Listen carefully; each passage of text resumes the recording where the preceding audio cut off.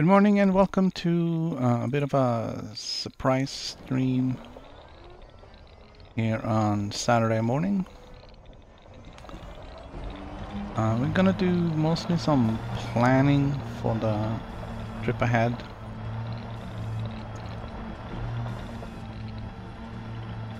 I have found some useful tools in locating interesting spots in the galaxy, so we'll have a look at that.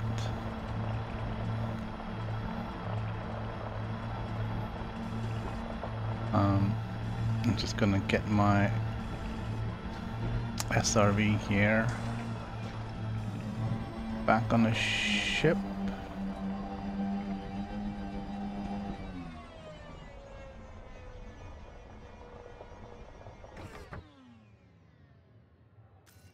Like so.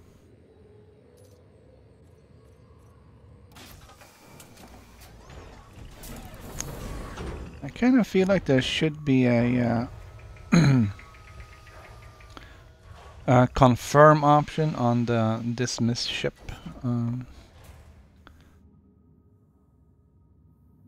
That seems a little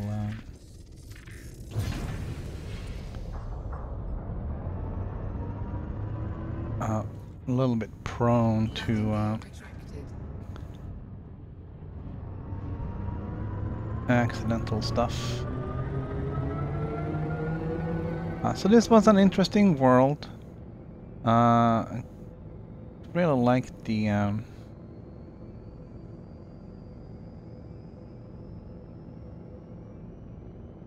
geysers down there and all the cool materials we could pick up.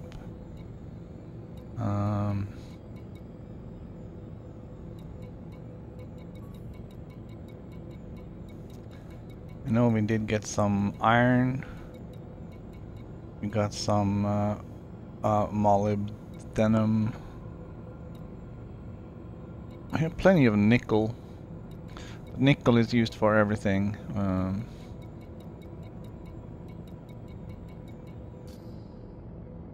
So that's fine. So we're not really gonna jump anywhere, we're just gonna sort of get out of here.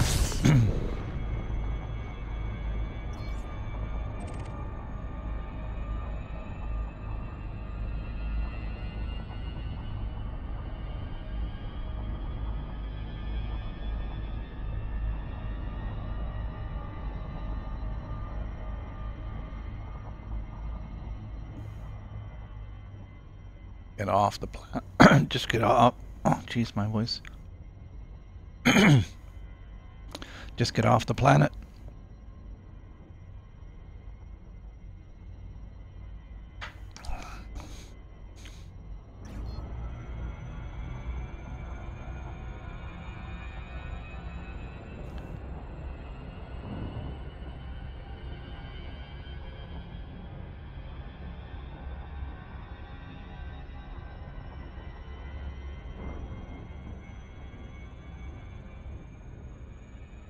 Alright, there we go.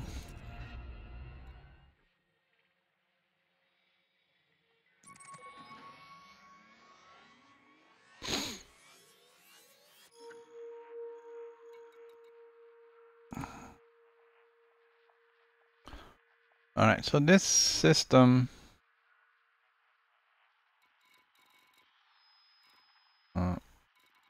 seemingly just picked at random.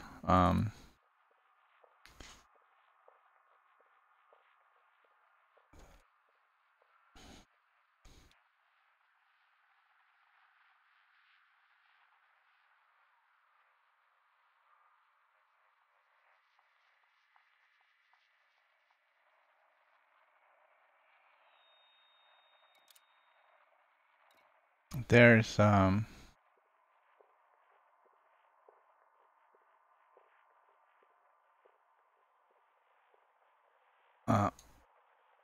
are some systems referred to as green systems. They are supposedly rich in what they refer to as jumponium.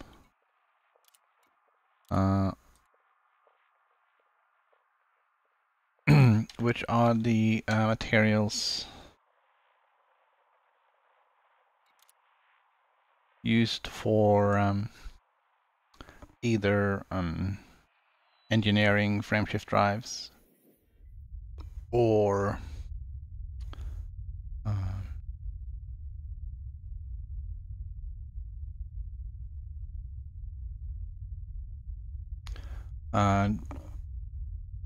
enhancing jump range.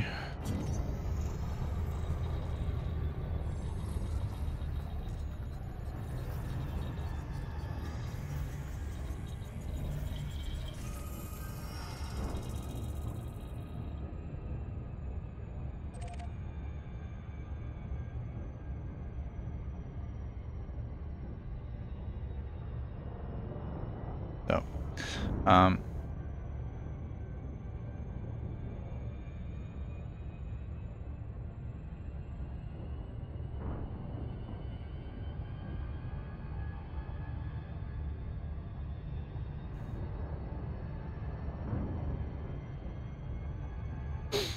all right, so I'm just gonna get a look at this gas giants since we're here. So the Galactic Map on EDSM has layers you can add on it, and I believe I have a way of pulling up the Google window, so I'll try and do that as soon as I get a scan of this one, and we'll just point the ship in a random direction so it doesn't actually we'll just stop right here.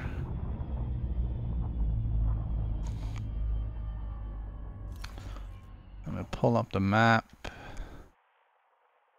pull up OBS, and there is an option here for Chrome window. Yes, there is. Right, so this is the Galactic Map. Oh, let me do this though, because I'm gonna. All right. So this is the Galactic Map. Here there is an option to select different items to be shown, and they have this jumponium rich systems where it's kind of cool. You can pick in and you can get some stuff for your jump drives. Not really too interested in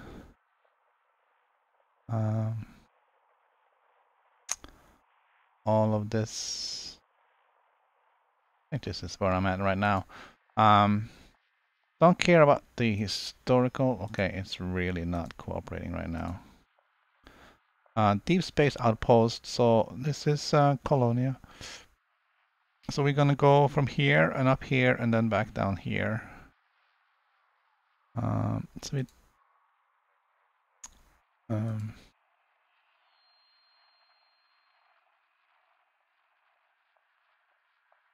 oh, there was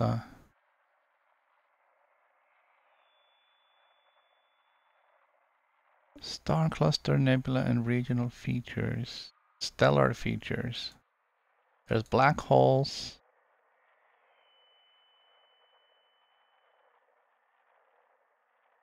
But stellar features is kind of cool. We just got a 15 Sagittari and 13 Mu Sagittarius already on there. Smorgasbord. Discovered during an independent survey of 800 high-mass systems in the Eord Blue sector. This system features a rather interesting medley of stellar bodies in an orbit around 50 solar mass black hole. A ringed neutron star, a F-class. Okay. So that's something that we may want to have a look at.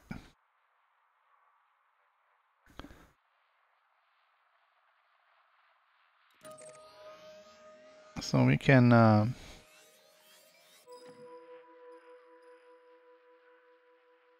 go and find that on here.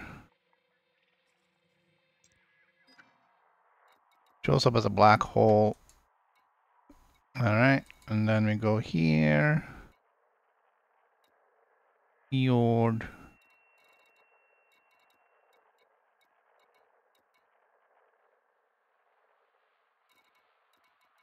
Alright. There we go. And we edit that. Put a 99 on it because it's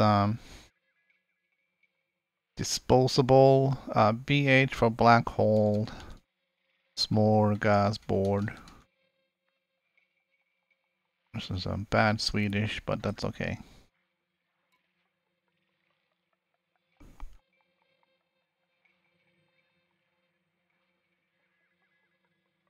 Alright, and we can go back here and we can see if you can find anything else. I kind of looked at Aislink's diagram. I don't remember if I added Dance of Cerberus.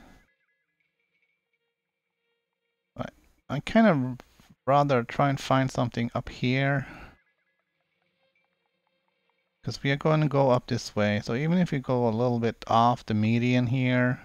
Titans of Praetria. Primary star system is an O-class star of 100 solar masses and 160 solar radii.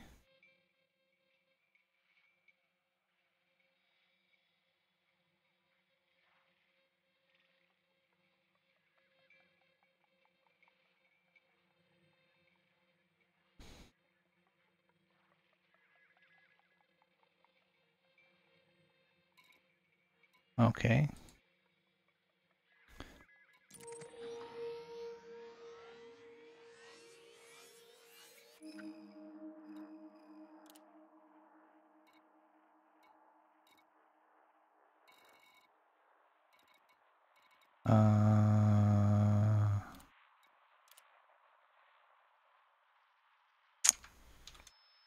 So, what is this? Okay, we're just gonna call it Titans of Prey. Alright.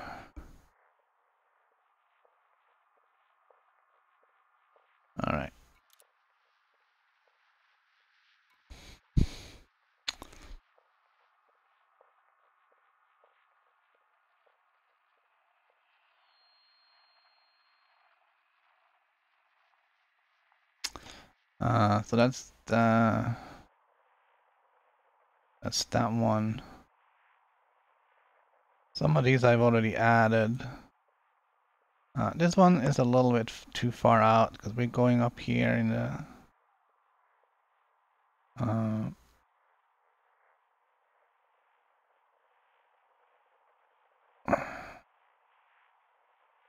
planetary features.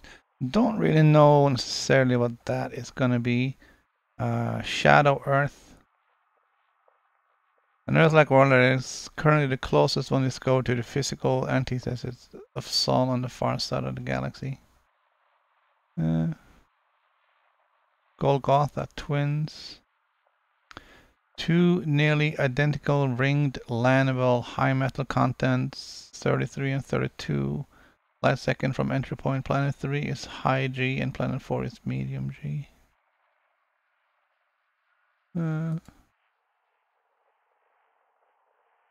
Grand rings. The third gas giant of this system has a close orbiting moon providing spectacular views of the gas giant and ring system. Visitors should know that due to the axial tilts of the gas giant and the moon, the rotation of each object, the view of the rings will vary over a 5.6 day interval.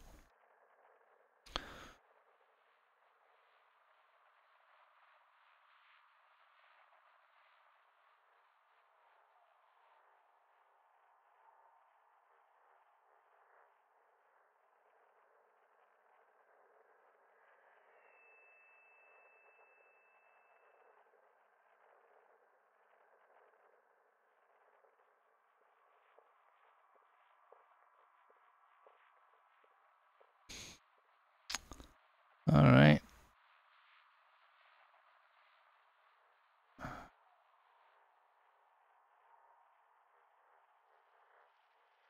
That Padan Temporary system in the middle of abyss with Earth-like very large polar caps, nice land masses, which has a terraformable water world, twin planet on the terraformable water world, and one terraformable high metal contour world.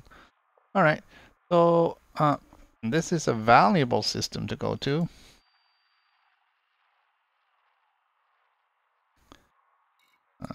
So we're gonna go there. It is probably more or less like right on where we want to go.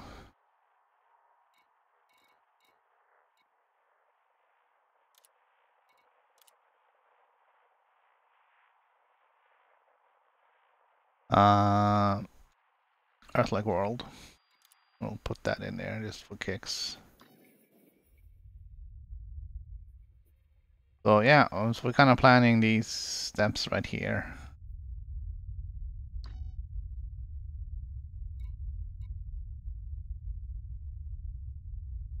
All right. Podar, Solitude. Podar. This system is unique in several ways, but first it contains a ringed Earth-like world.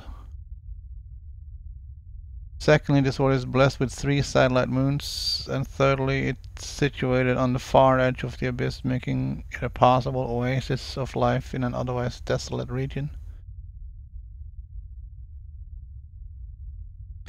Sounds interesting.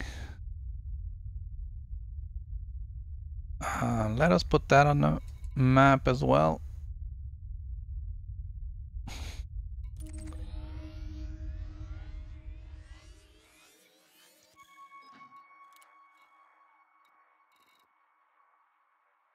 Uh,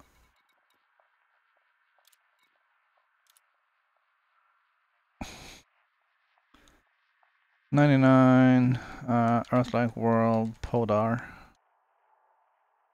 There we go.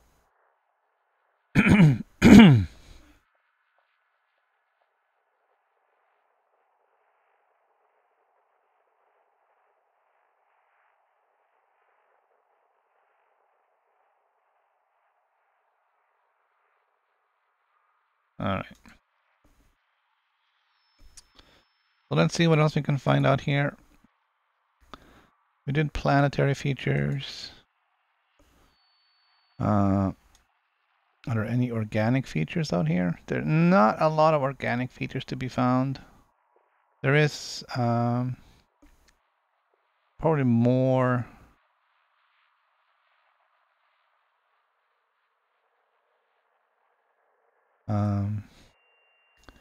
elsewhere.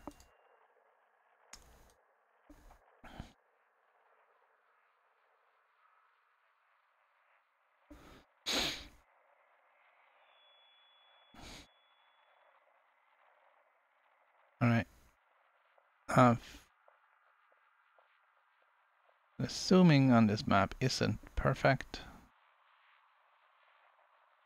and the thing I was looking for is now gone. Here it is. The Flytrap Nebula.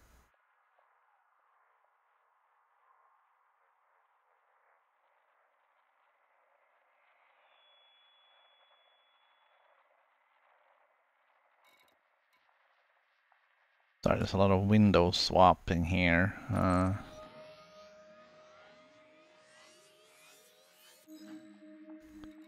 The black hole. I'm gonna bookmark it. Kind of cool when you get that glow around it. It's definitely something special.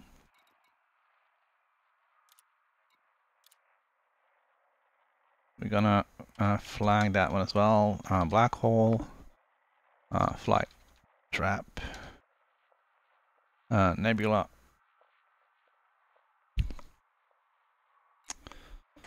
Alright, and then there's a lot of back and forth.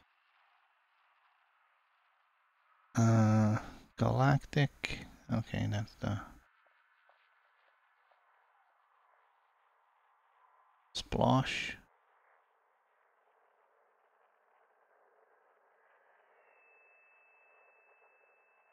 Planetary Nebula with a Neutron Star.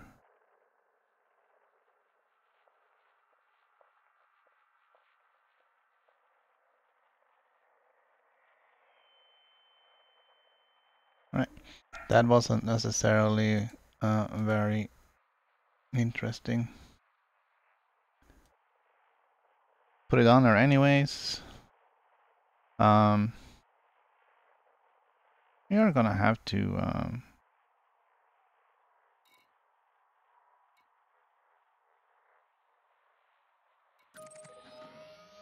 we have lots of places we can visit. We have plenty of time, so we'll visit some on the way.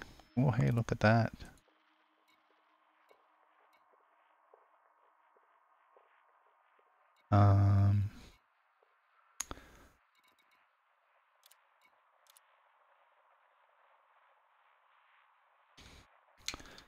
Okay, so that's a Neutron Star, Planetary Nebula, Splosh.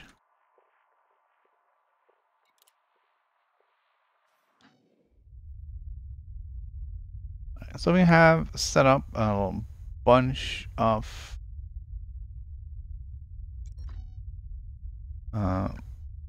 bookmarks out here. Some of them we're probably not gonna get to.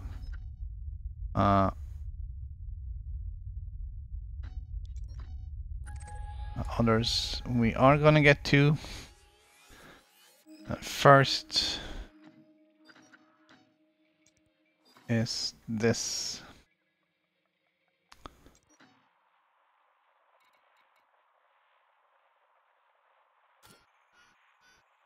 This black hole. I believe that is the closest thing to where we are, where we haven't already been.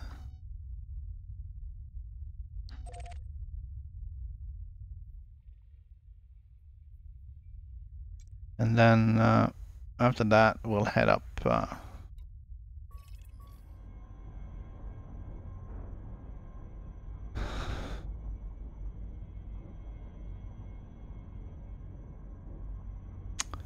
We'll head up to where we're really going. So that takes care of some of the planning, I believe. We don't want to plan ourselves to death and have too much stuff, but so trying to find some interesting things. I'm gonna keep looking at the galaxy map there at EDSM and see what else.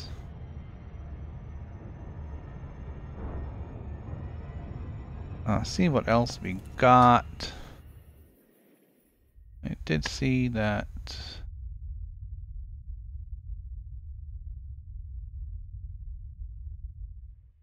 A friend of mine here is online. Who is this? No, that's not how it works. That's probably Serfal Gazettes. So we're gonna start jumping.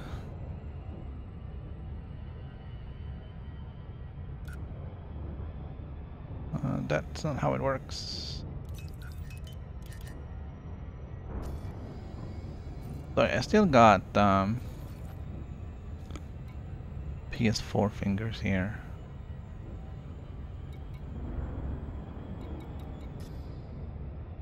We have taken a little bit of a beating, but we'll be fine.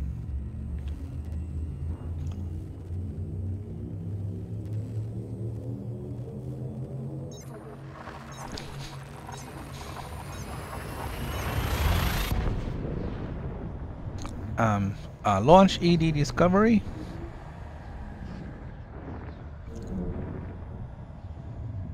Launch ED Discovery. All right. A little bit of bad timing there, but it's okay.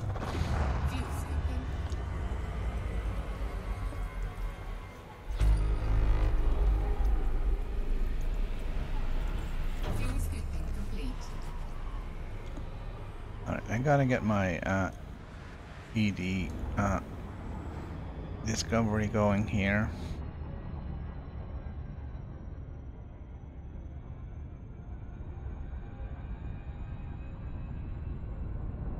Just so I have, I'm not going to deal with the map. The map doesn't really add much useful information in the stream, so we'll leave that alone.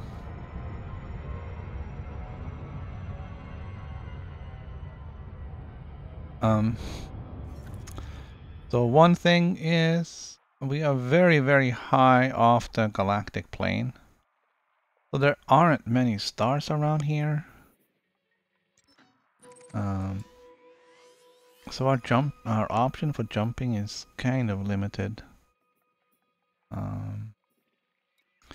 We're not getting like optimal distances for everything. We're just gonna have to take what we can get.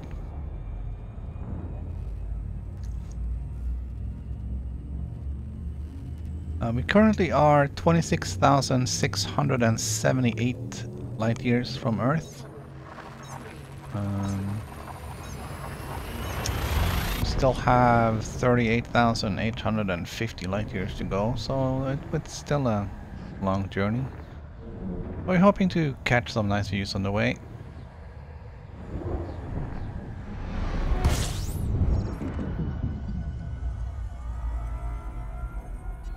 This is a nice little binary system here.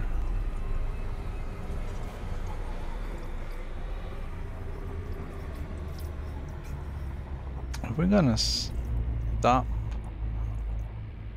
and have a look at this. Is it just me, or is this star really, really big? Oh, we are very close.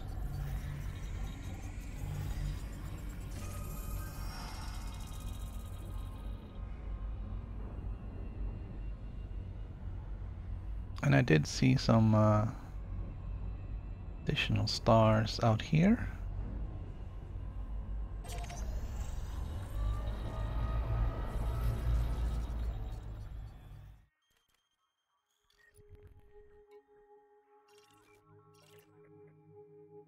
There's 2 little stars out there and a bunch of gas giant and a little brown dwarf.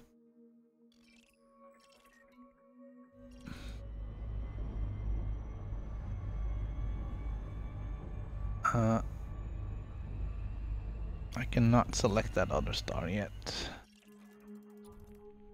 I'm gonna manually select it here. There we go.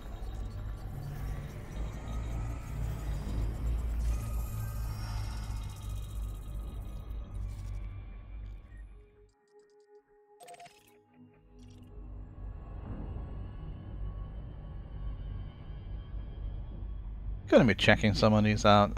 This is like out in the middle of nowhere. Nobody's ever seen this before. I was watching earlier, yesterday I believe, a video from, it was a live stream, but I watched it later on. They explained the procedural functions for generating the galaxy.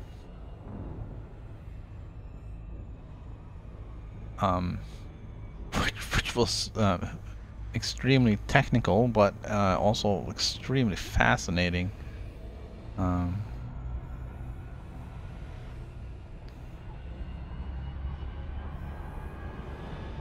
Just how they sort of try to figure out how to generate this, and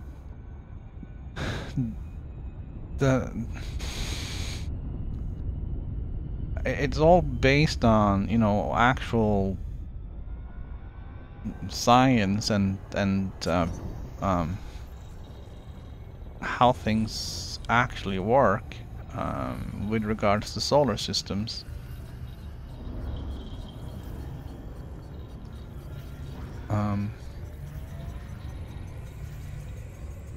And yet every time it procedurally generates a solar system, it always does it the same way.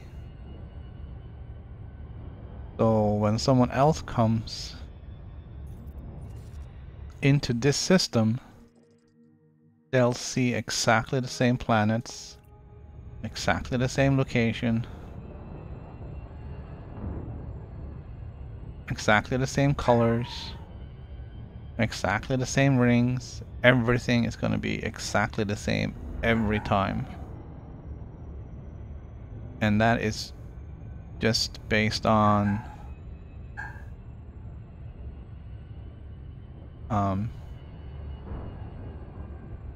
the science of how solar systems are created.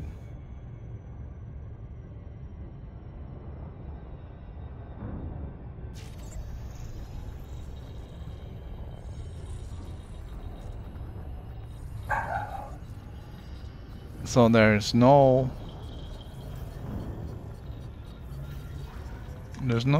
random about the about how this is generated. Alright, so my dog is really going crazy here. I don't know if you're picking up on that. Yeah, you are.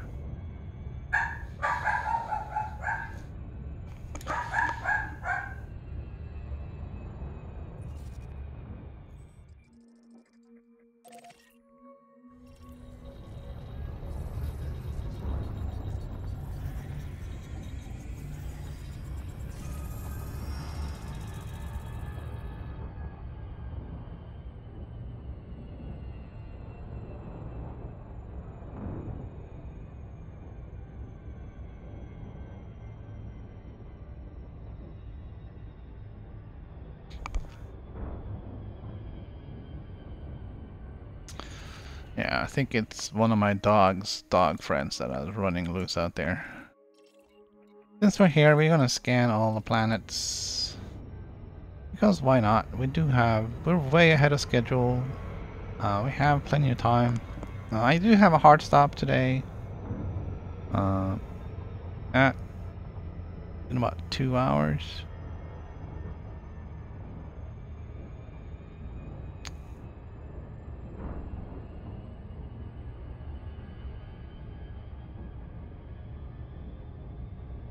So we're not gonna go too long, and we're not gonna stop and scan everything either. We just, we gotta scan something sometimes. We gotta put our name out here. People come out here and visit the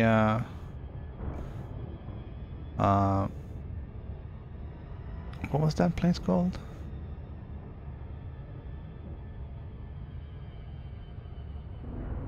And they jump down here and they come in here and they go, oh, that's a cool system. Oh, somebody already discovered it. Oh, it was Bertoph Cooper.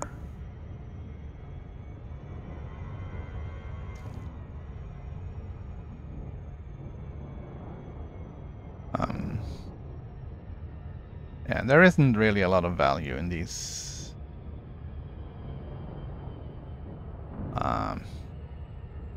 We're not really making a lot of money here, but everything it adds up because we're just visiting so many systems. We're looking at so many things.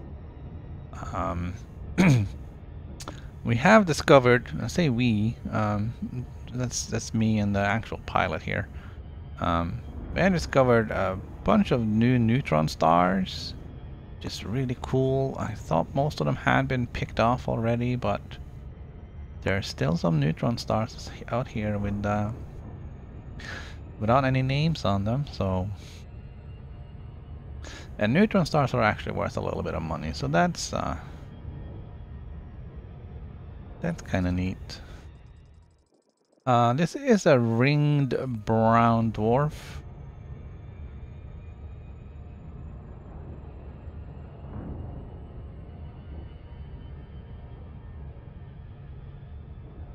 So, as somebody else said, it's just a bag of really hot hydrogen.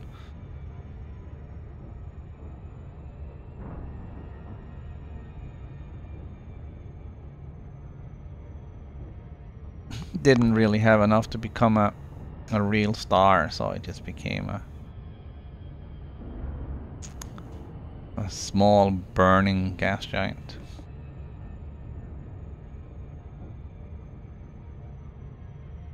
It is here in a... It has a twin over here, which is a real gas giant. Here we go. We're gonna slow down and take that in.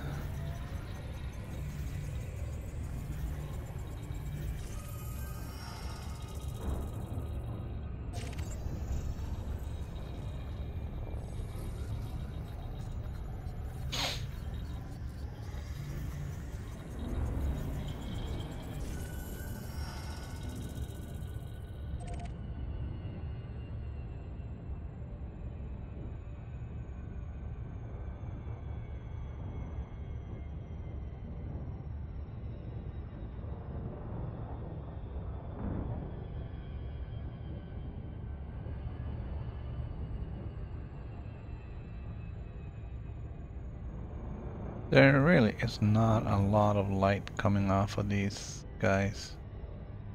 I'm trying to see the rings, but there they are.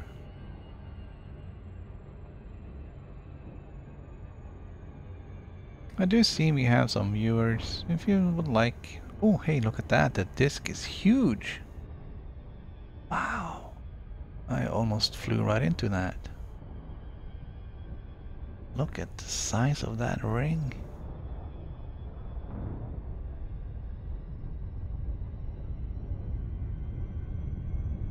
Well, it's not the size that matters.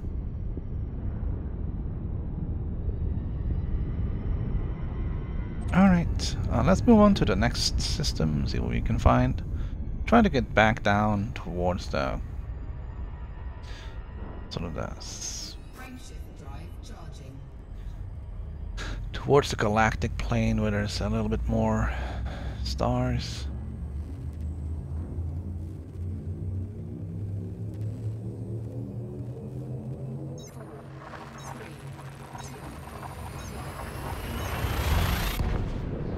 I didn't check to see how far we had to go to get to our destination. I don't even know if we'll get there today. It did look to be an interesting black hole, so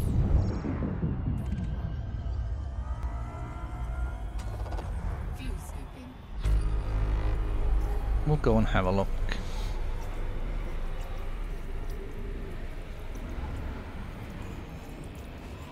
There's lots of stuff in here.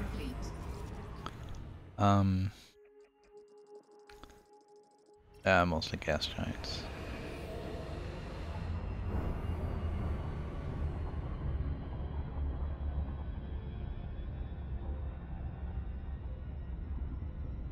So if you're really interested in sort of the mechanics of Elite Dangerous, I do recommend you check out that the videos from Frontier. Are they showing up as Frontier or are they showing up as Elite Dangerous? Not really sure.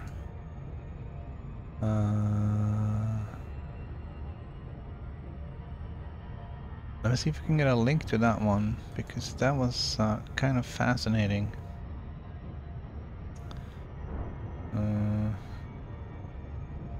Let's see. Mr. Mooey. Discovery scanner, there we go. Time before. I'm gonna mute that. I'm gonna share it. Copy that, paste it in here. Alright.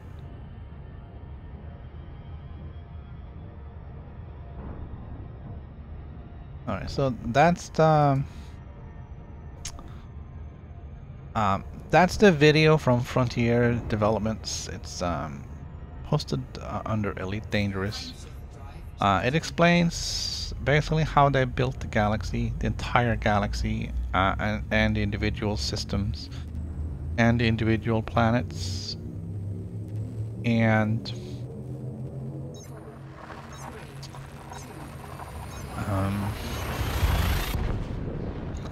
the texture mappings for the planets.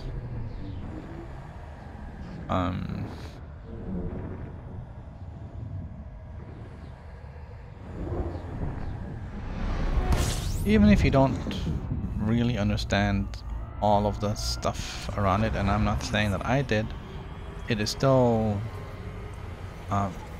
fascinating to see how they did it. And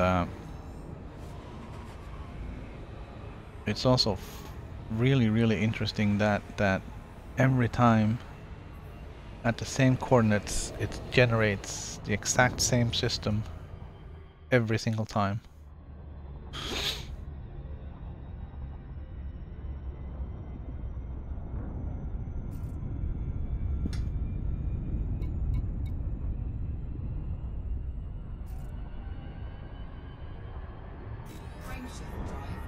And then check to see if my friend Gran is streaming. Yeah, he is.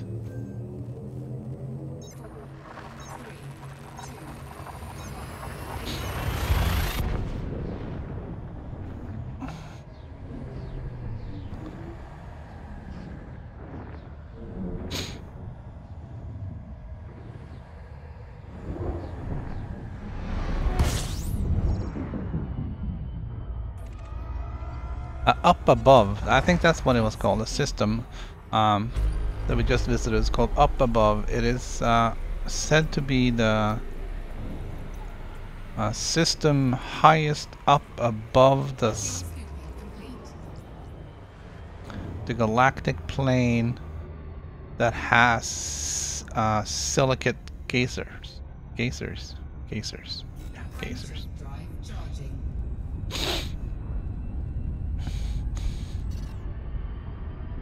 Let's see where our friend is. He's back here. He's also very high up.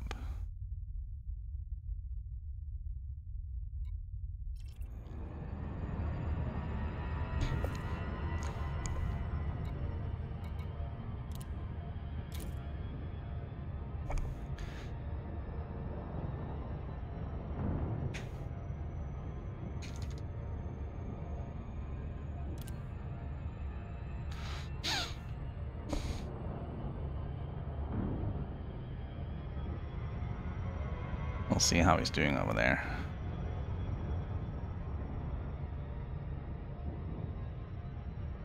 Frameshift drive charging.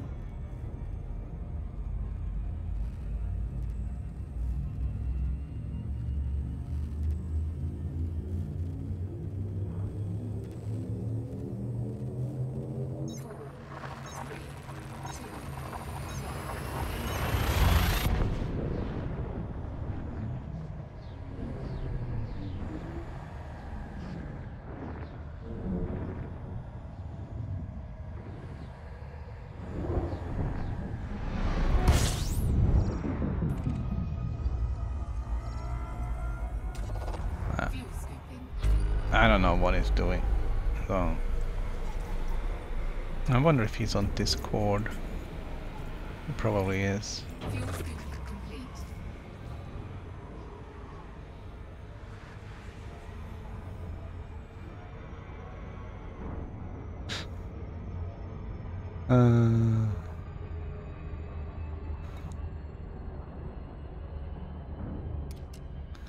I kinda hate it.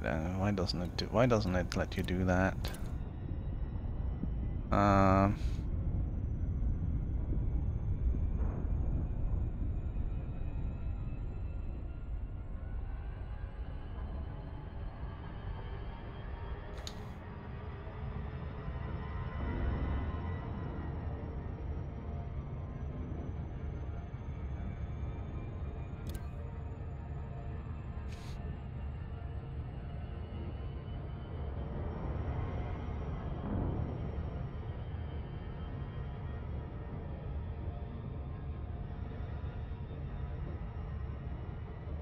Frameshift drive charging.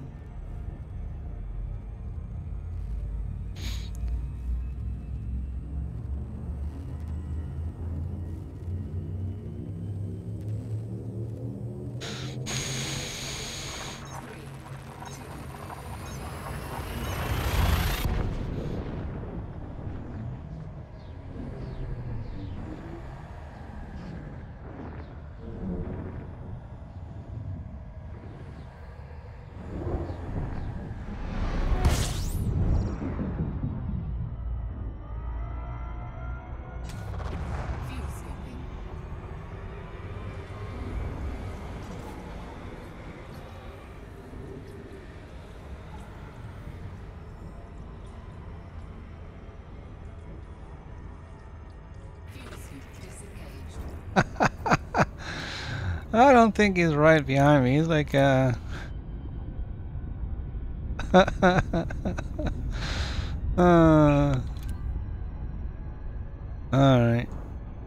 Where's my Discord?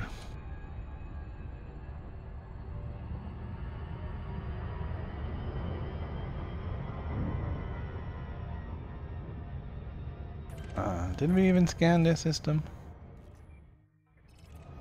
Doesn't look like it.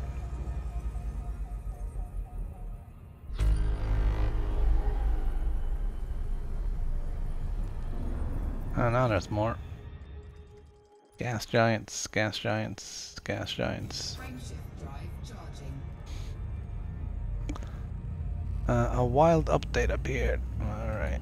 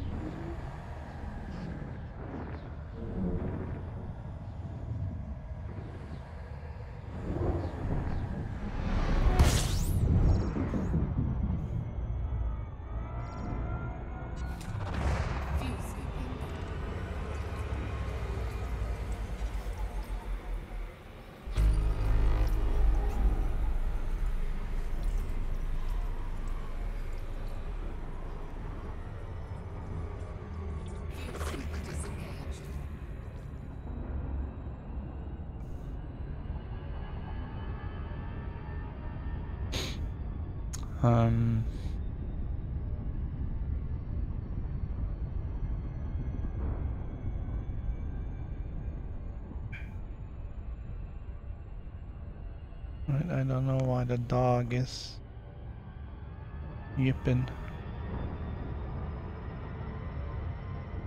Hang on.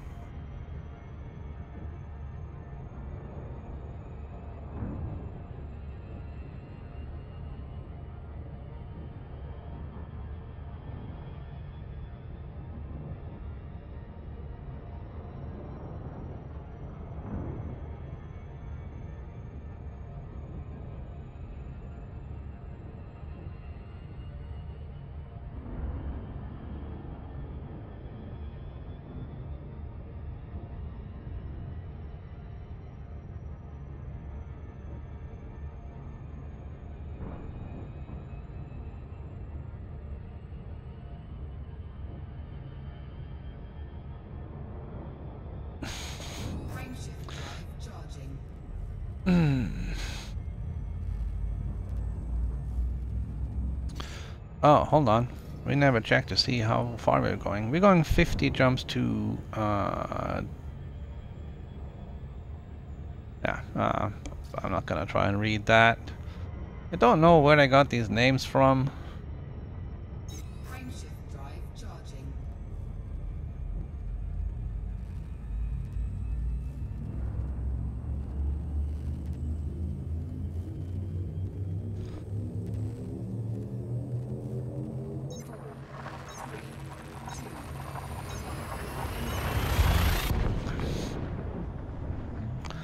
Some of these names are pretty crazy.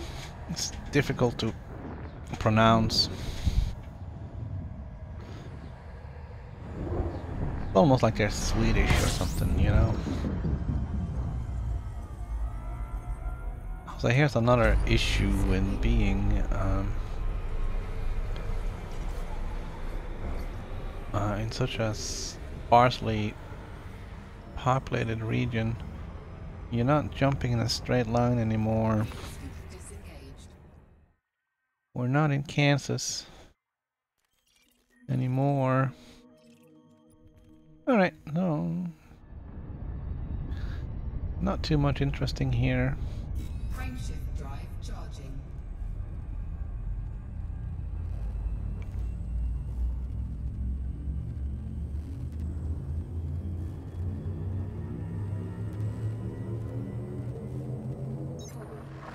There's another tool I'd like to look at. It's called the Captain's Log. I'm not sure if that will allow for some more tracking of what you've seen.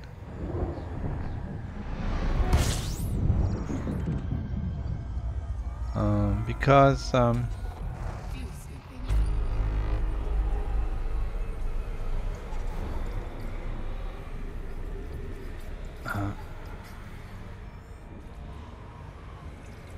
like ED Discovery doesn't really,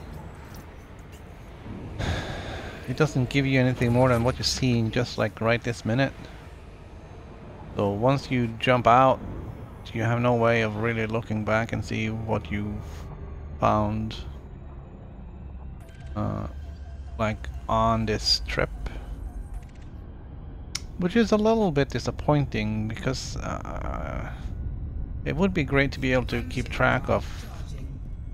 how many planets of each type that you scanned. So I might want to look at Captain's log and see if that will do that.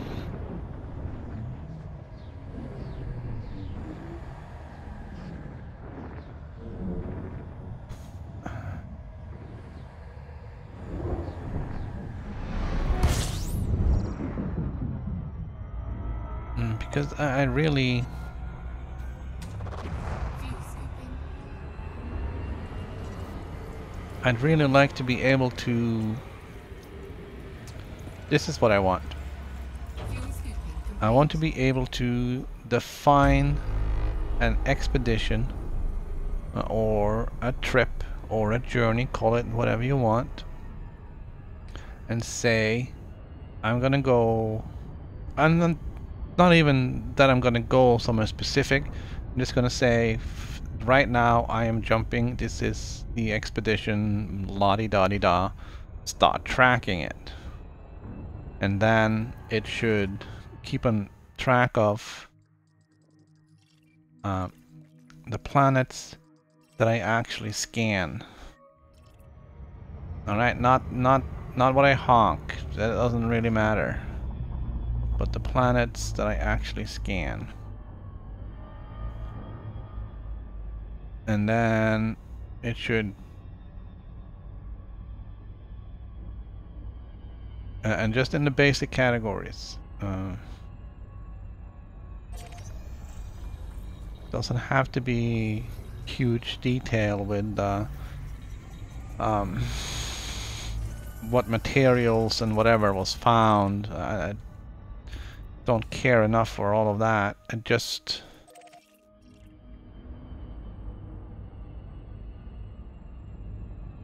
want to be able to say on this expedition that I started on this date and it ended on this other date, I discovered or I scanned so many Earth-like planets, so many water worlds, so many planets of whatever category, and earn an estimated, 2 million credits, whatever. That's it. That's all I want.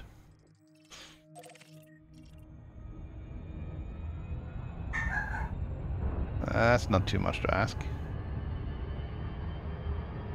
We have all the groundwork. All the groundwork is in the journal files. I believe it's in the journal files. I'm not sure the planet values are in there. Dog starting again. This is a Class 2 gas giant.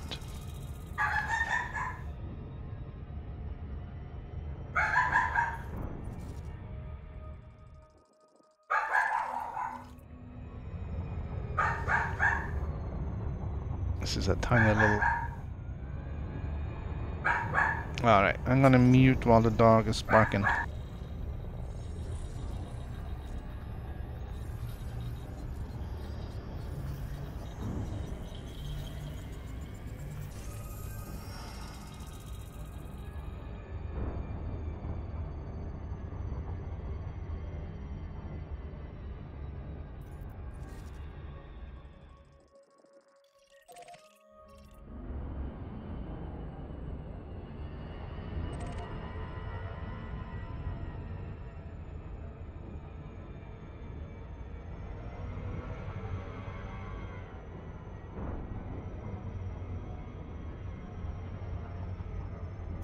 Frameshift drive charging.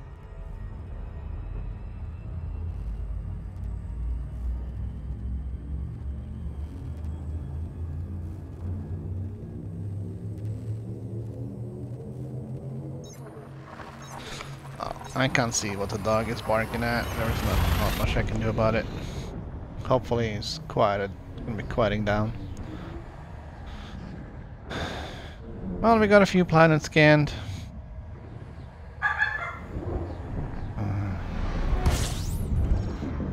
It's gonna be one of those days. Fuel scooping.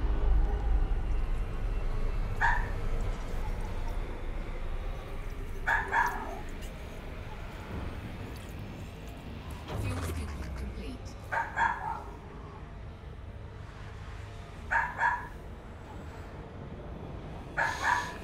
Alright, just give me a few seconds to see what I can do about the dog. Hold on.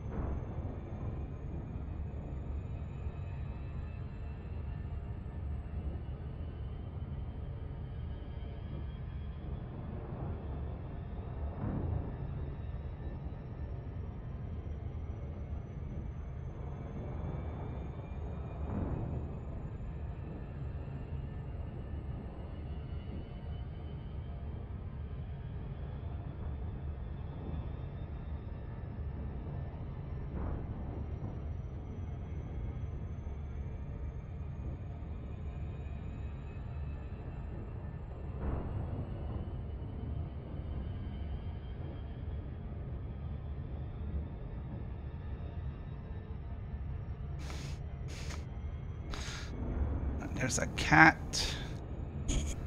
sitting outside and it's driving the dog crazy.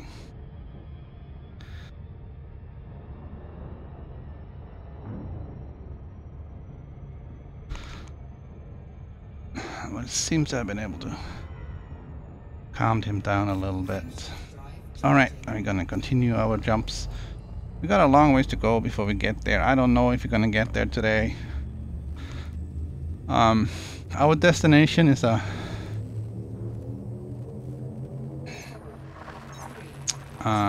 a black hole. I think it might be like a planetary nebula with a black hole and some stuff. We'll see if you can find it in my bookmarks. May have some extra information.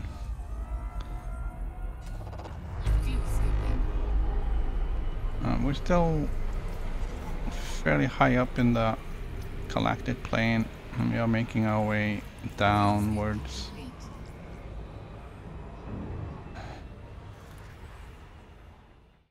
So let's see if I added that one.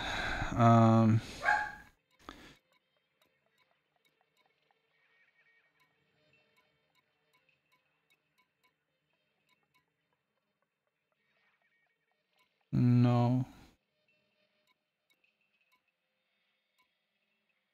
It was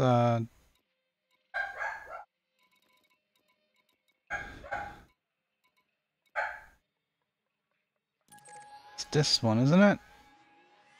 No, it is not. It's not that one. Where are we going?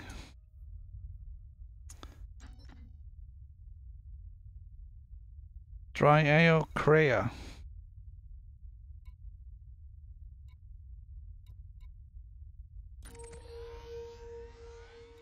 Not the Holy Twins.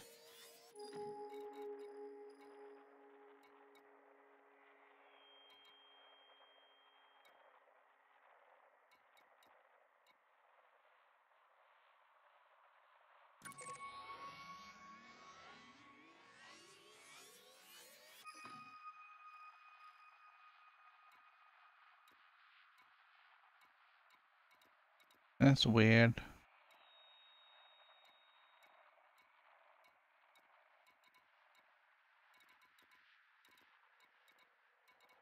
Could just there it is. Alright, so it's just added there with no extra information. But the blue sheen here seems to indicate that it's probably something special.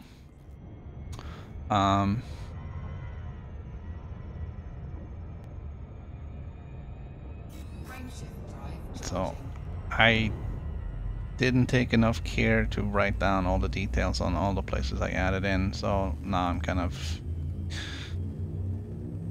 I don't have all the info.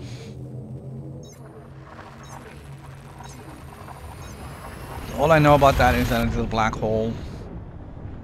I wouldn't have picked it just for it being a black hole. I don't really care particularly about just black holes.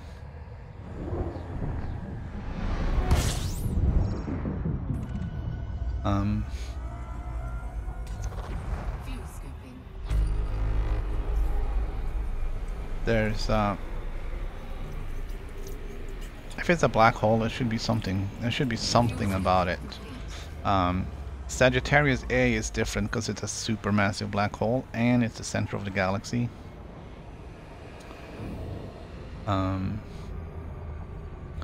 Great Annihilator is special because it's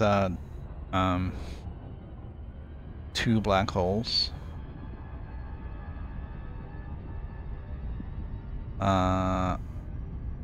There is one system fairly close to the bubble. Mr. Mui was there yesterday.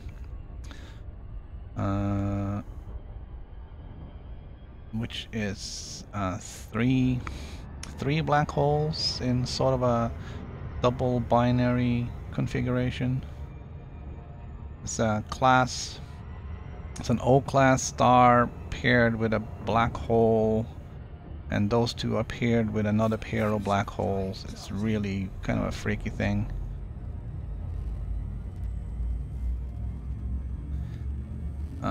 HIP 63835, I think it was. It's just a little bit outside the bubble. You're gonna have to check his stream from yesterday, I believe, to get the actual info on that. I think I remember it correctly. There was lots of 6s and 8s and 3s and 5s.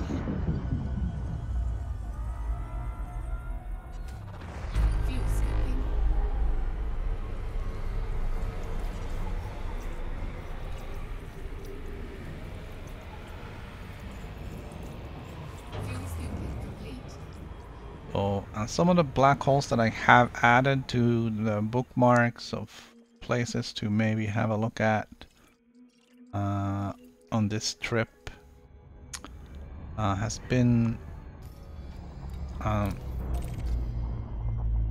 mostly because there are some other feature to it rather than just being a singular black hole.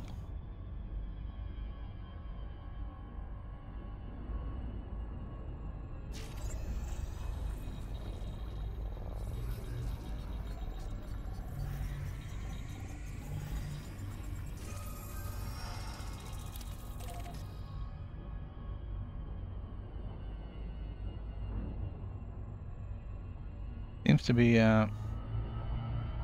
interesting collection of planets around here, so we'll stop and do some scanning.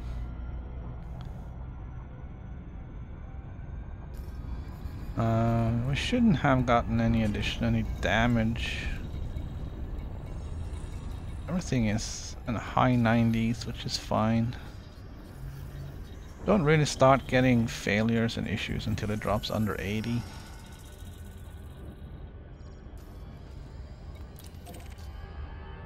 So we're not terribly worried about our state of damage.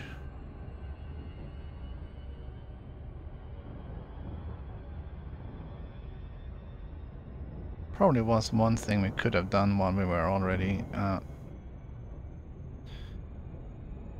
sitting on that one planet, but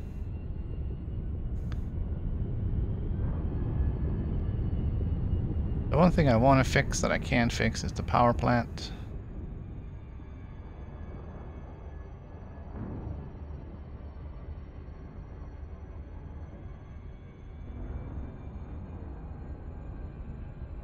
And I'm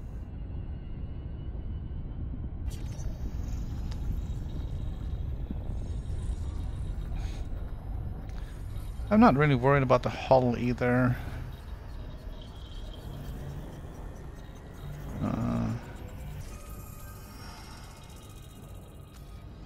94% it's fine.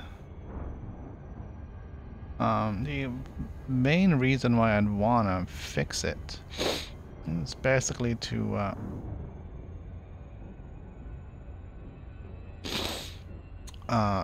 lose a ton of cargo. Those limpets are pretty heavy. And I'm not really worried about running out of limpets because I have materials to produce more. And if I run low on materials, we can always find a planet to land at and get more. If I'm not mistaken, limpets are just iron and nickel, which is two of the most common materials.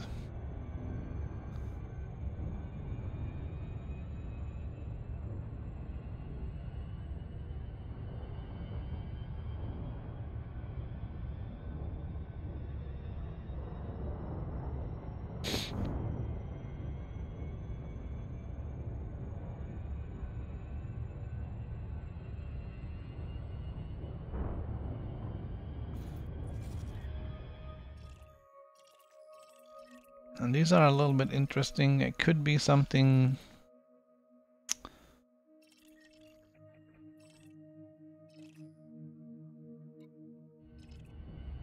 it could be something, but maybe probably not. Just need a little bit of a change of pace here to mix things up.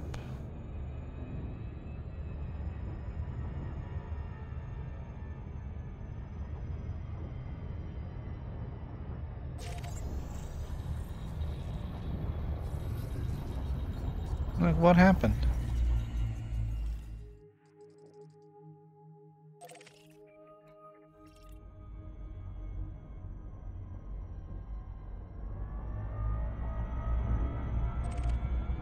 Alright, well, we'll sort it out later, I guess.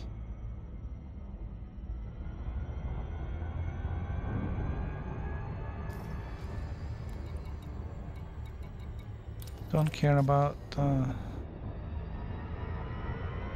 moons.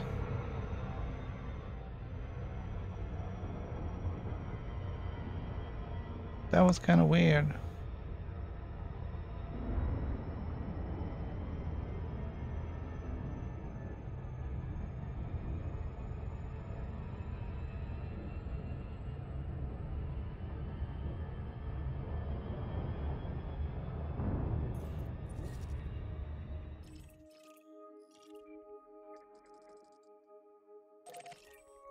I really care mostly about these guys.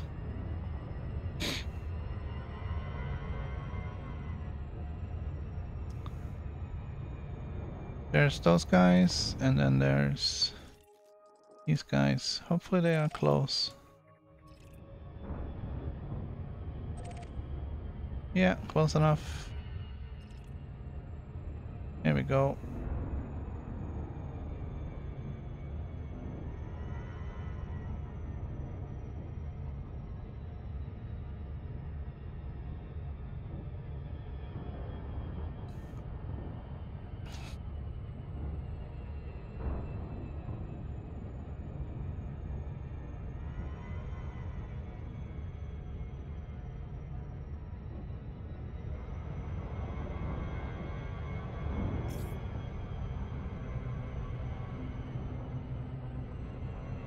Oh, we're close. We're flying by something pretty closely here, so.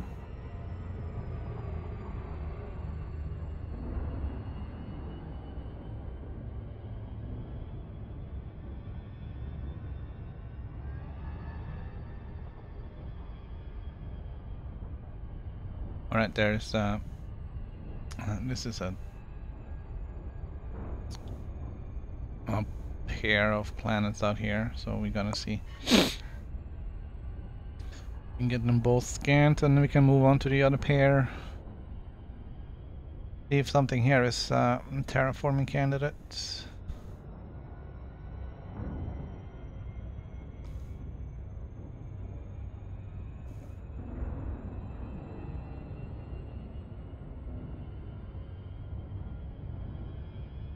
So we only done about 15 jumps so far today. Not really a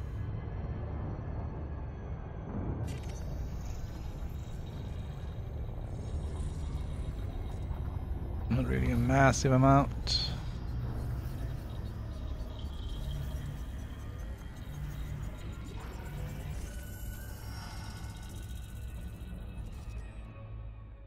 Alright. Gonna select the other one. Terraforming candidate, so that one should also be.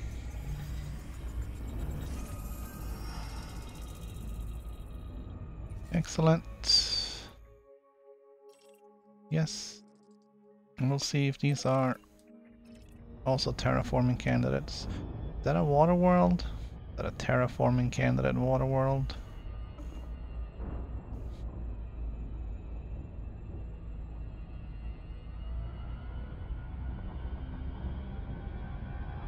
Luckily they're pretty close. Let me see.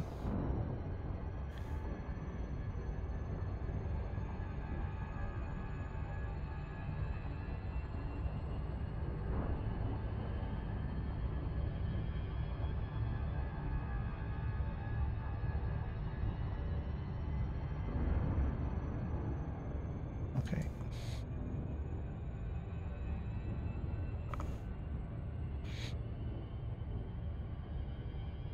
That does look like a water world, so this is going to be interesting.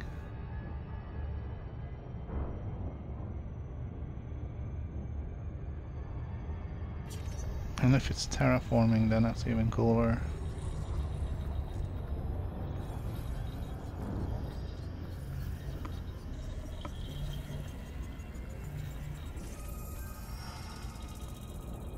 That was indeed a water world.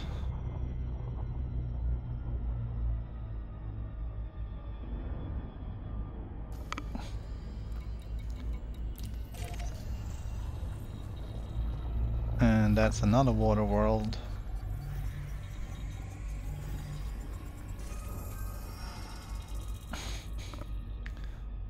Let's have a look.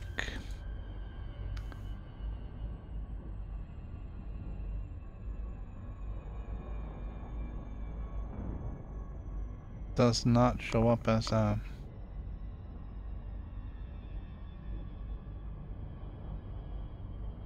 terraforming candidate though.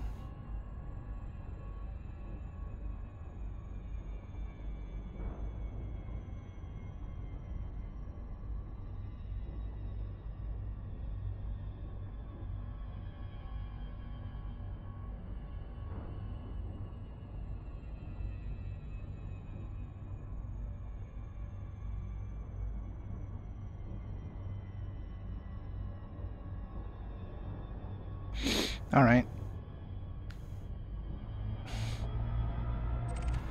Those were really the planets that I was mostly interested in looking at.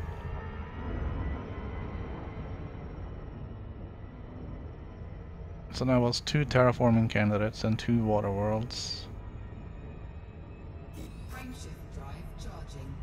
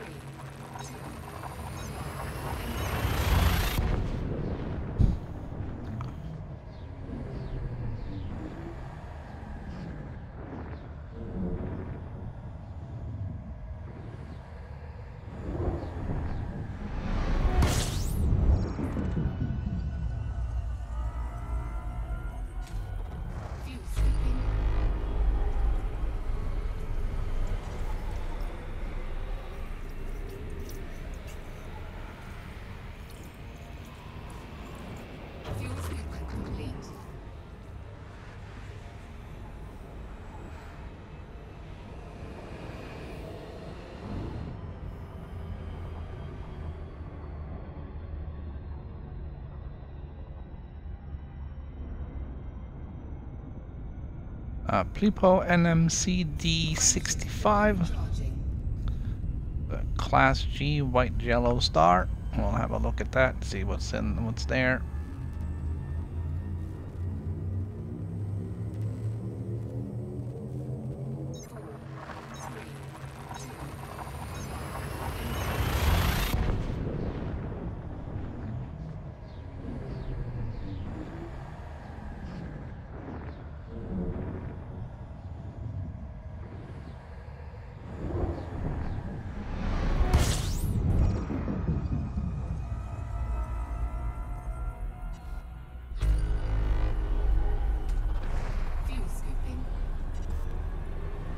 Well, there's something here.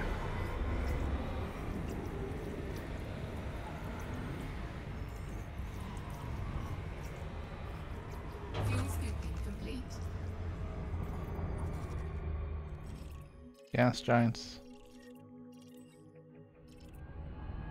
Ugly balls of hot gas.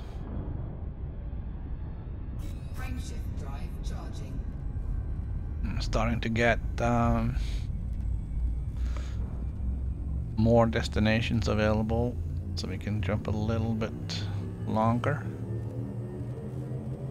More options.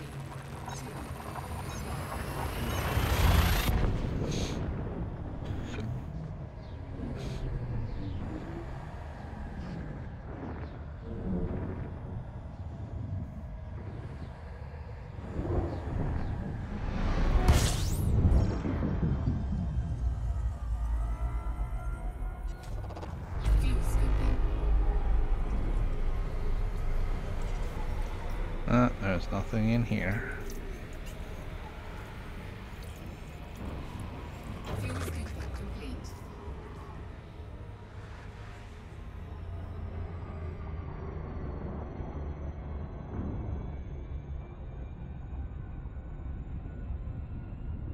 Frameshift drive charging.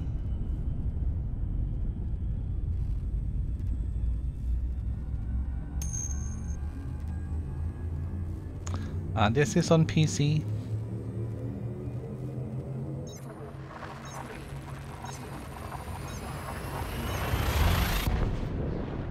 I also have a PS4 commander, but he's safely tucked away in the bubble.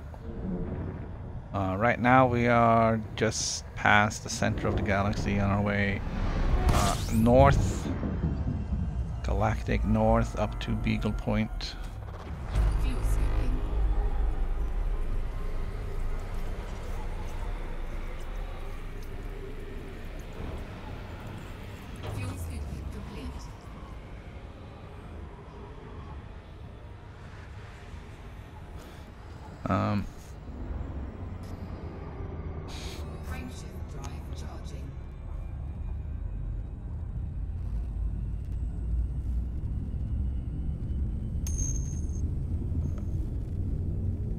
We're on our way to what looks to be an interesting black hole.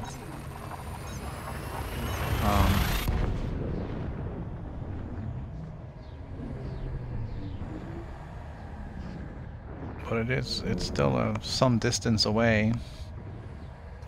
So with that given time limitations this morning, I'm not sure if we're gonna make it. It's 50 jumps, which really shouldn't take too long, but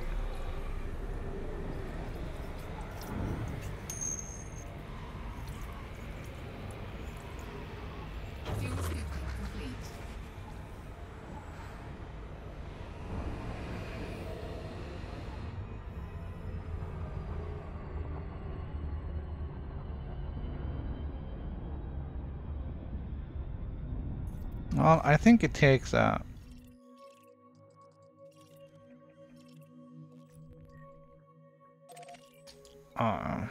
takes a special kind of person to go exploring like this. It's not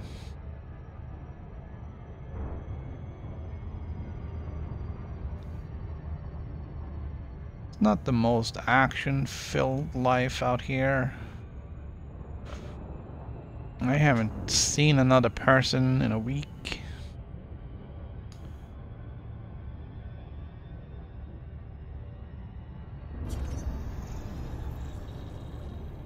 So it's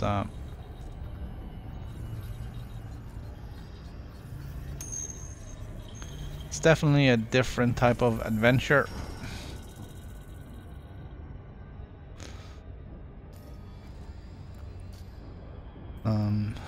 We wanted to also have this one checked out.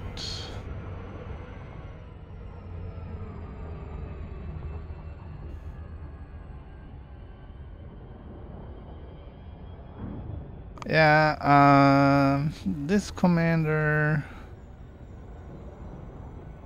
I'm pretty close to elite in trade and explorer. Well, I mean, I'm on the last step before elite. There's still some ways to go.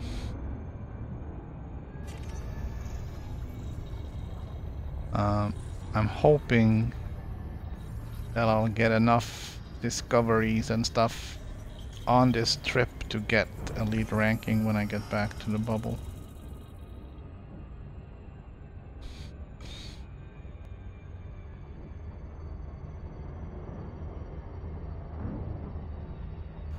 Alright, so those two are not really that special.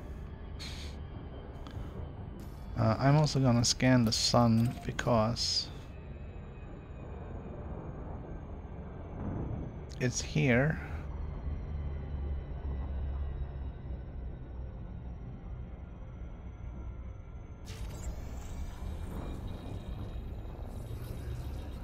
So that is the galaxy below us.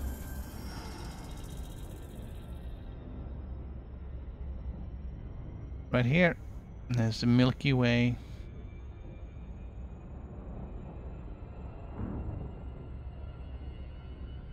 We are like almost directly above the core.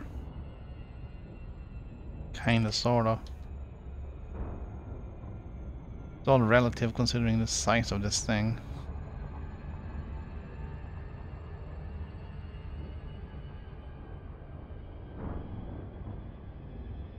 Frameshift drive charging.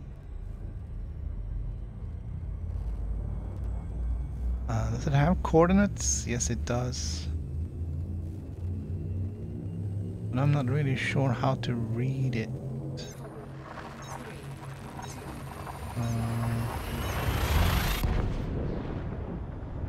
I'm not sure that's really much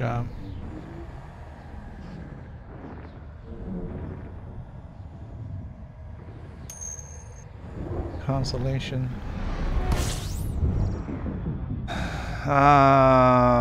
Bring everything you need. Oh yeah, bring everything you need, because if you don't, you have to go back and get it. Sweeping complete. You need jump range.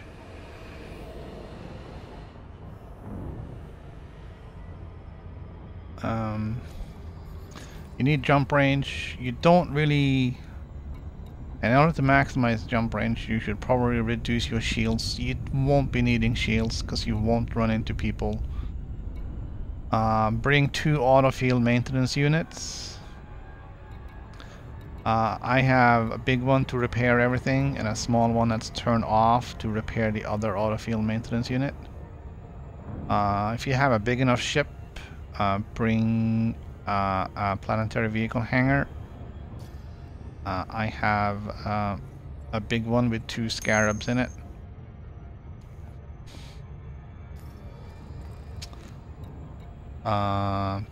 Bring the biggest fuel scoop you can. And bring a repair limpet controller. And bring some limpets. Detailed surface scanner is a must, as well as the advanced discovery scanner.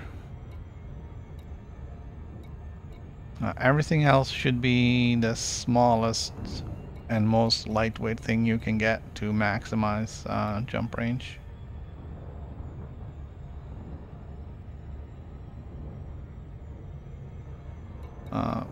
So I have engineered thrusters for the most thrust I can possibly get out of the 5D thrusters. I didn't engineer the shield generator. I didn't need more shields. I just need something to take the bump in case I have a bad landing. Frameshift drive is engineered for maximum distance. Sensors is lightweight sensors. Trimmed off a lot of tonnage on that. A lot of the other stuff can also be engineered. You can take weight off heat sinks. You can take weight off, I believe, the limpet controllers. Detailed surface scanner. I have the fast scan modification on that. Allows for... I got, what, 68% improvement on scan time? Something like that. Power plant. The smallest power plant you can get that will be enough to power the things you need. You can even go a little bit smaller and then do like I did, engineer it for more output. And that's pretty much it. I do have cargo space. You gotta have that for the limpets.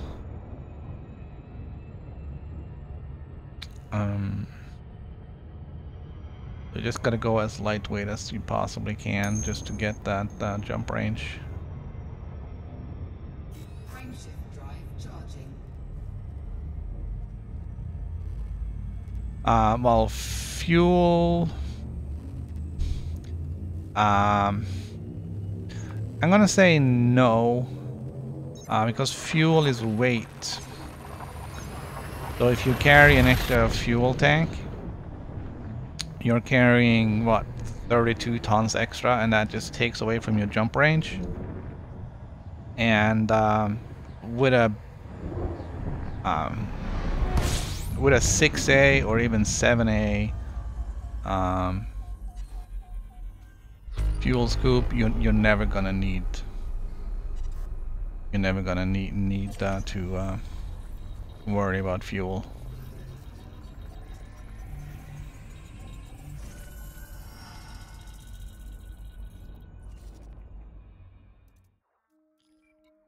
Alright, so we discovered a new neutron star. Nobody's ever been here before.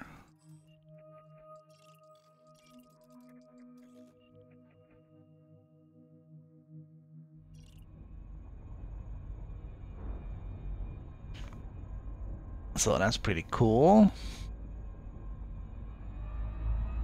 We are now gonna try and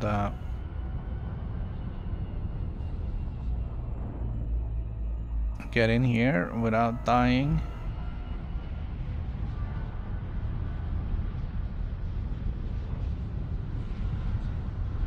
Warning.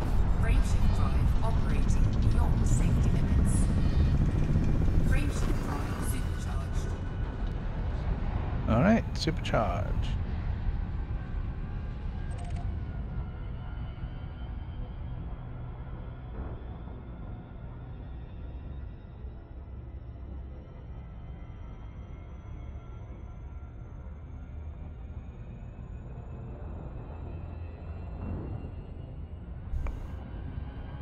I'm a little disappointed, only 96 light years.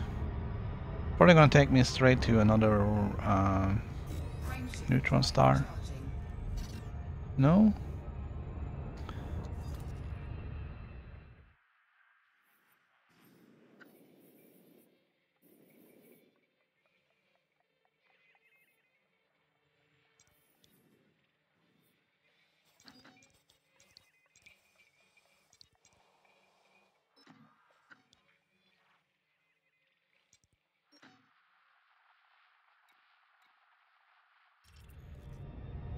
Alright, it probably wants me to refuel before I go to the Neutron Star. Alright. We're gonna go here, we're gonna refuel, then we're gonna go to the next Neutron Star, and then we're gonna get jumping.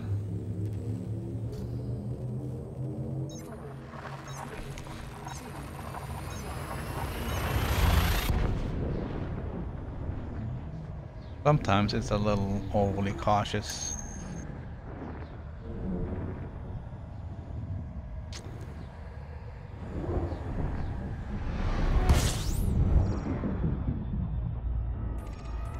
Alright,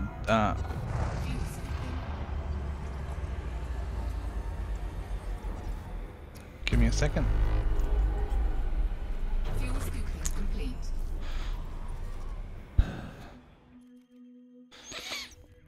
The most valuable planets to scan are Earth-like worlds, water worlds, terraforming water worlds,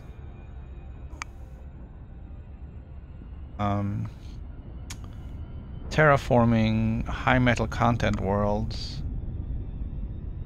Those are the 4 biggest payouts. They are between 200,000 and 800,000 credits.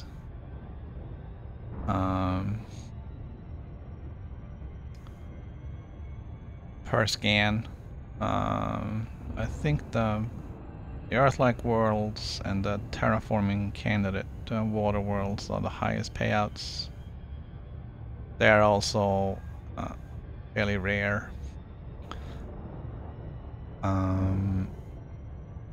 Terraforming candidate high metal content worlds are about 250, 240, sometimes somewhere around there.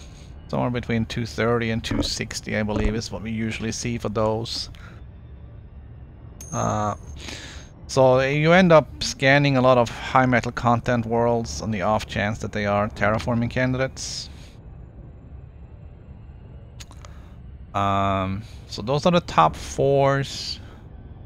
The other 2 in the top 6 are these guys. The white gas giants. This is a class 2 gas giant. It's the only gas giant worth enough money to worry about. They are worth about 50,000 credits. Frameshift drive charging. And then number 6 is the Neutron Star. Worth also around 50,000-60,000 credits. So those are the top 6. Everything else The high metal content worlds are worth about 35,000, somewhere around there. And that makes them like number 7. And you're gonna have to scan those anyways to get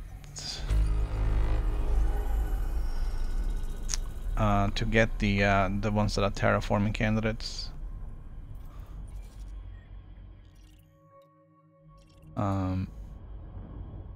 So the top 6 are Earth-like, Waterworld, terraforming candidate, high metal content terraform candidate, high metal content, class 2 gas giant, which are almost always white, and Neutron Star.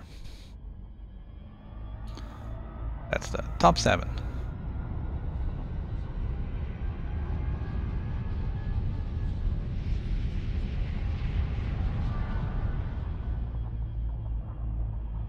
Warning, frameshift drive operating beyond safety limits.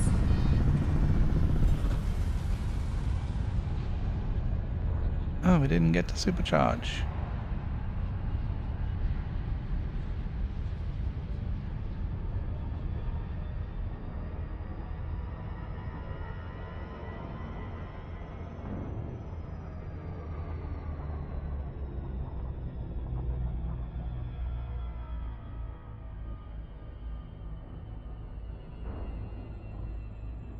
Wow, we ended up very, very far away.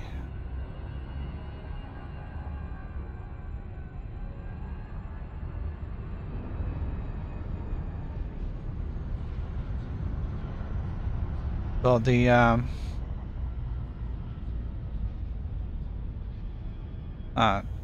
to explore, you need to sort of figure out 2 things. Warning, frameshift drive One beyond is safety limits. Frameshift drive supercharged. one is what the planets look like here. So that's a gas giant. Don't really know what that is. That could be anything from a class 1 to a class 5, except a class 2. I only care about class 2s. The second thing is, I'm gonna select it just because. The second thing is what they look on the little hologram down on the left side there.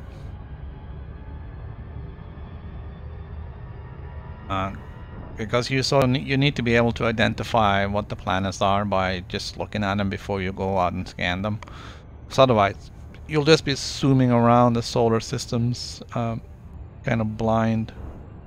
So if you can learn what the various planets look like on the system map and on the hologram, you can quickly determine whether it's worth your time to go there or not. If you're using the PC version, you can use something like ED Discovery. It has you can turn on a voice pack, and it will tell you when you scan a sun what the habitable zone is, like within some light years, or not light years, light seconds. So you can use that to determine whether there are any planets inside the habitable zone, and then you can focus on scanning those because that's, you know, where the money are.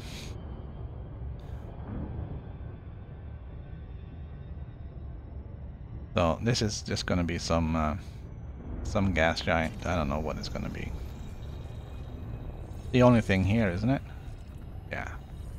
Like we scanned the star, we might as well scan the planet. It's not gonna...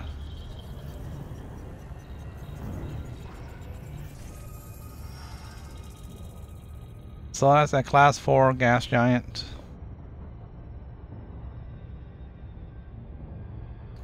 This thing is worth about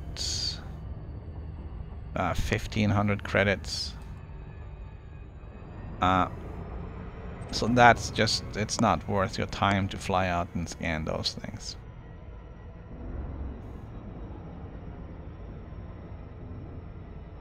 Frameshift drive charging.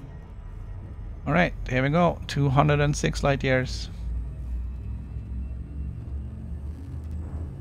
One big jump.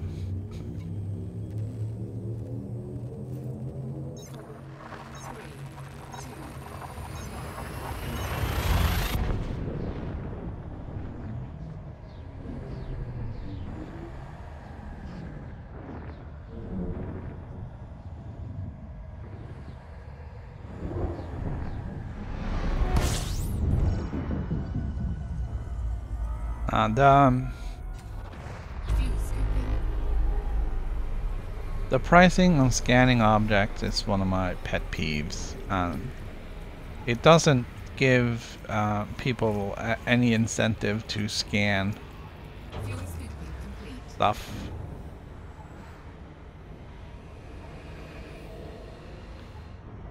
Because it's simply not worth it.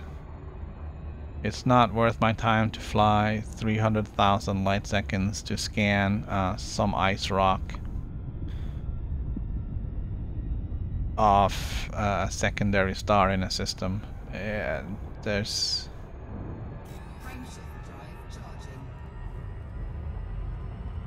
I don't really know how they can fix it.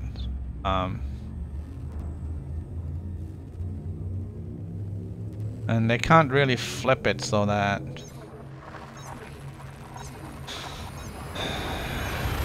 They can't flip it around either. The thing is that an Earth-like planet is really worth nothing to me. I understand that it's worth something to...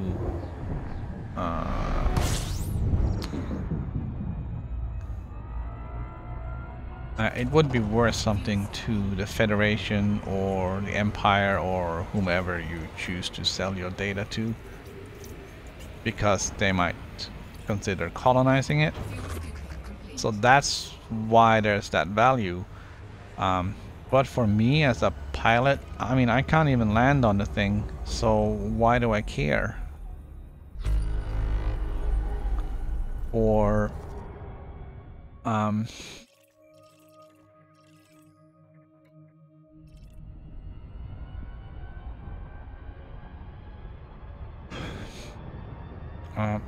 for me, what I need is I need a planet I can land on and get some materials off of,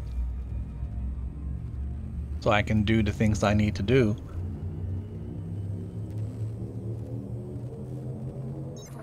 So I need to find planets with iron and nickel and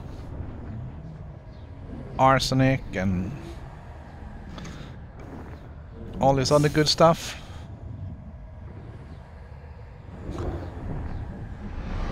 But I mean, that's the thing that has value to me, and that's the thing that has value to other pilots as well. Because when they're out here and they need to repair their stuff,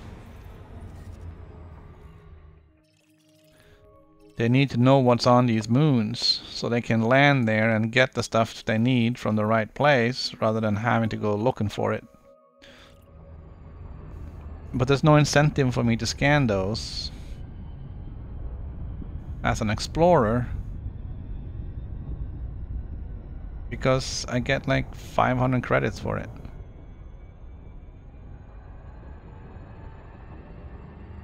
So I think the pricing is a little upside down. Alright, alright, we'll do this one neutron jump, and then we'll stop for repairs. I'm gonna fix everything that's... I'm gonna fix up the frameshift drive and the hull.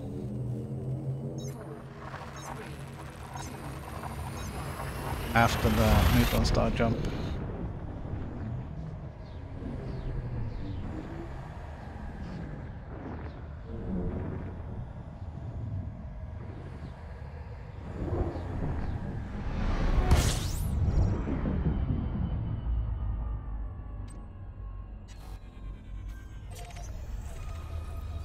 This is a very bright one.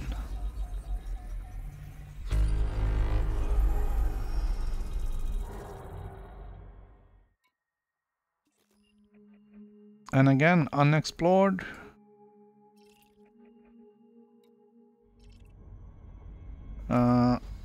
Where's the other one? 20,000.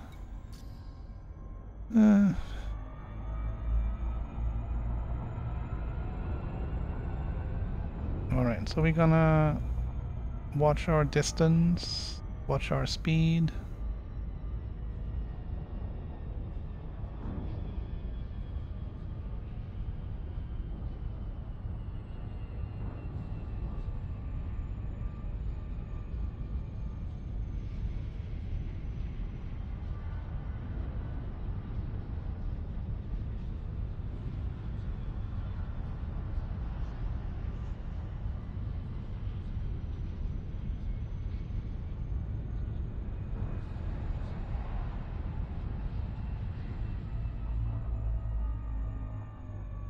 Warning, frameshift drive operating beyond safety limits. Frameshift drive supercharged. Alright, I'm just gonna get out of it.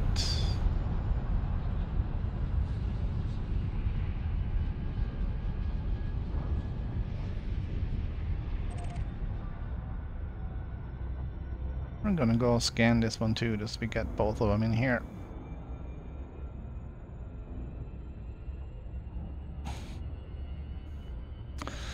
So let's see what the Neutron Star says over here. Estimated value 54,911.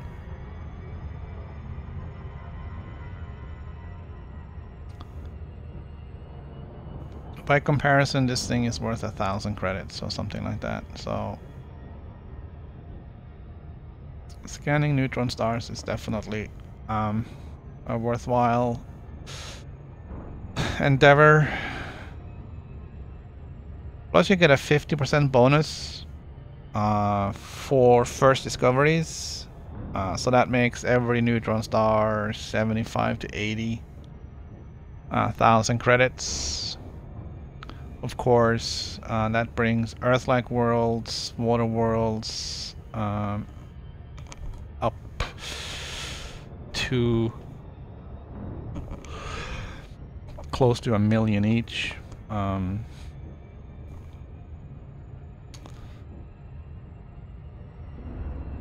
there, it's not very often I find those.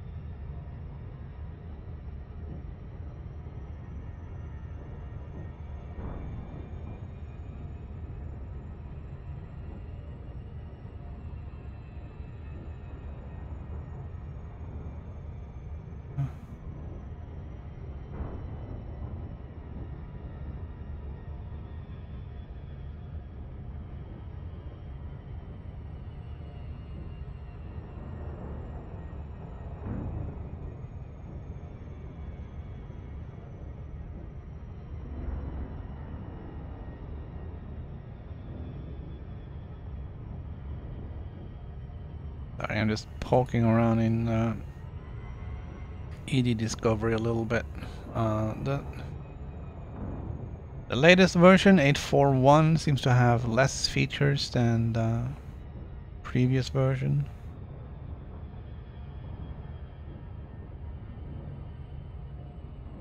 Some of the tabs have been removed. I don't know what happened there.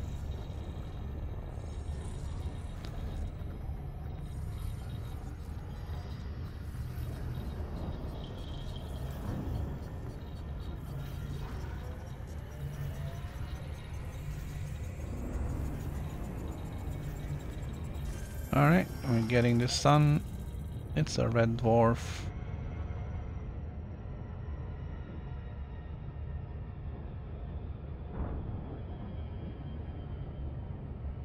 Frameshift drive charging. It's another 200 light year jump.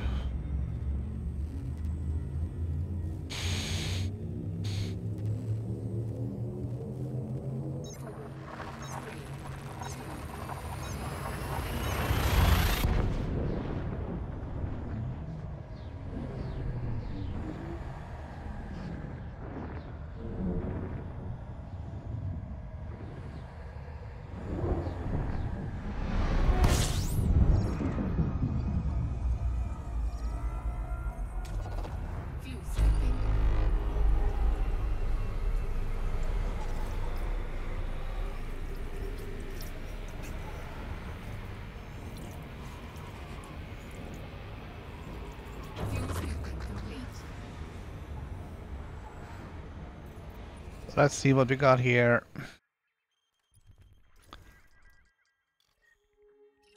So those are likely class 2 gas giants, but they're too far away. I'm not going to bother with that.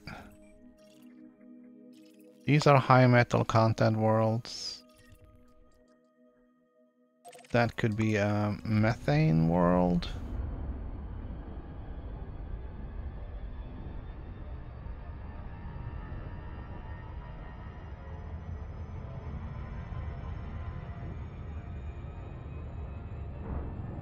I think methane worlds also gives you a good chunk of cash. Let me see if I have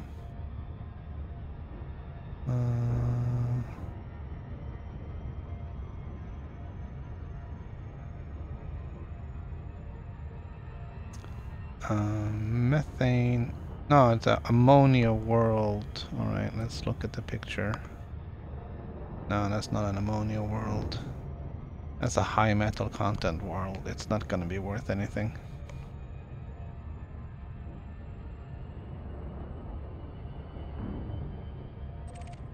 It's not gonna be worth enough to go out there anyways.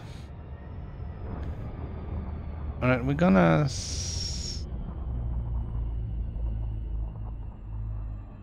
slow down the ship and drop out.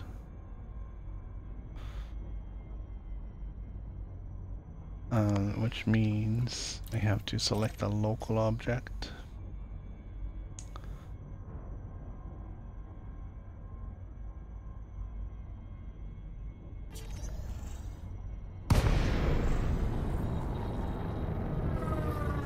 Alright, so here we are in normal space.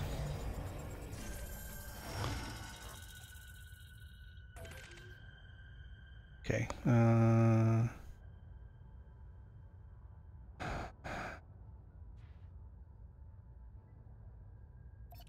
trying to figure out, there we go. Gonna send out our repair limpet, fix our hull, and in the meantime we're gonna repair the frameshift drive.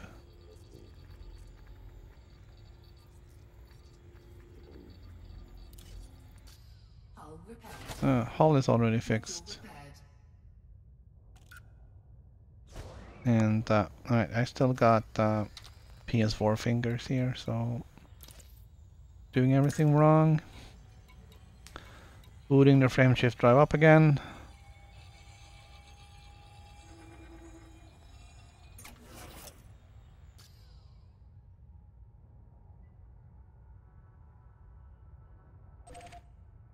And we're gonna set our destination for the next system. Oh, hold on.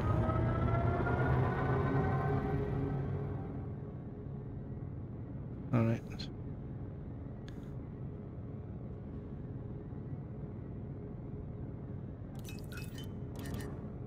Frameshift drive charging. Here we go.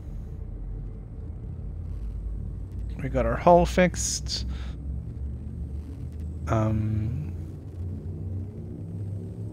Got our frameshift drive fixed. We're gonna go and recalculate our route after we get over here. Jump range should have changed because of the use of the limpet.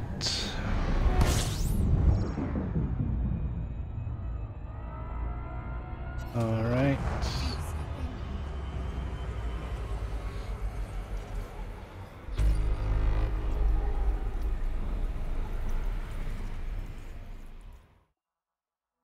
Fuel scooping complete. All right. Check this out.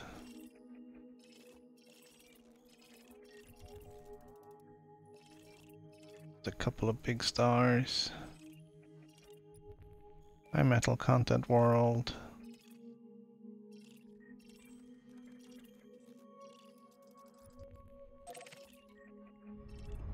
Alright, so that's what we're gonna do. Gonna scan this guy.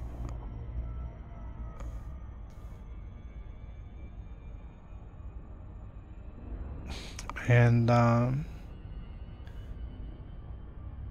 try and sort out what the habitable zone here is.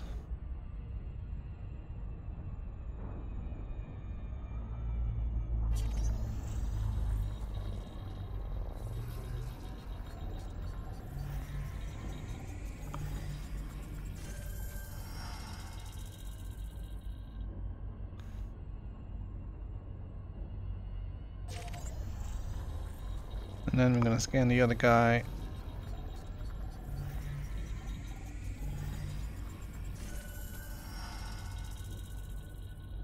$900 to $1,800.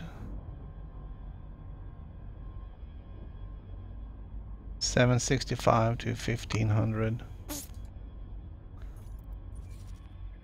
So all of these guys are way inside. They're not gonna be habitable. And 4,000.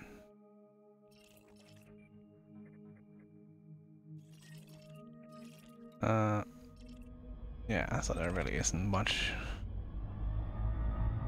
to deal with in here. Frameshift drive charging.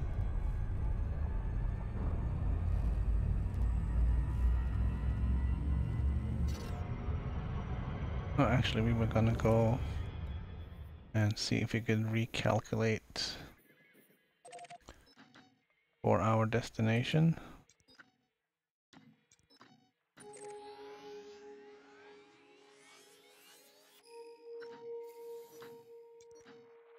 It's like how this one looks. It looks kind of scary.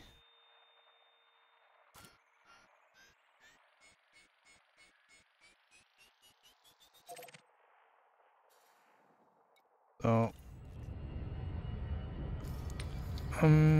what's our jump range now? 51.8. So we didn't really get a lot more. It was like 0.1 or 0.2 light years extra.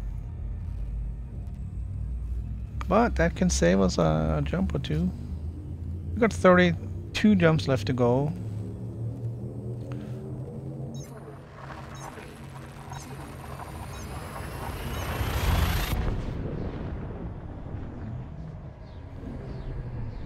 We may just have to kind of go for it here.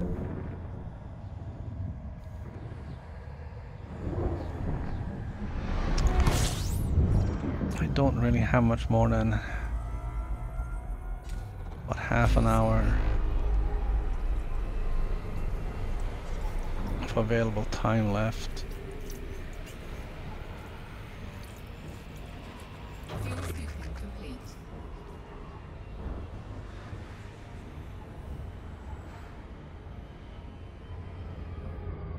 Frameshift drive charging. So we kind of need to get going.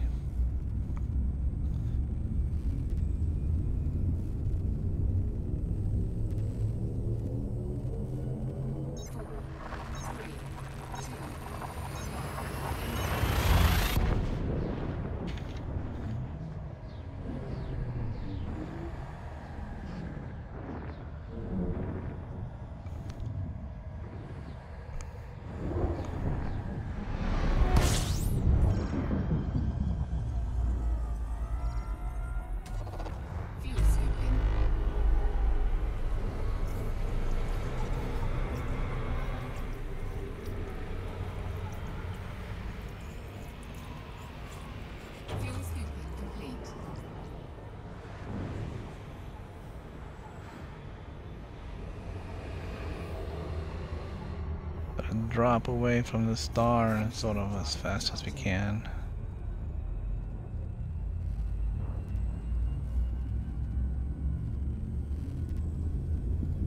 It's just basically fuel and then dive away.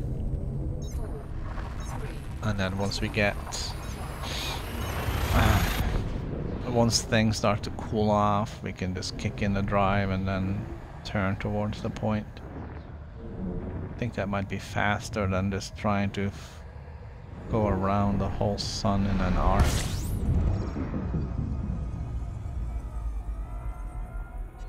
So sort of just kind of line it up, go into scoop.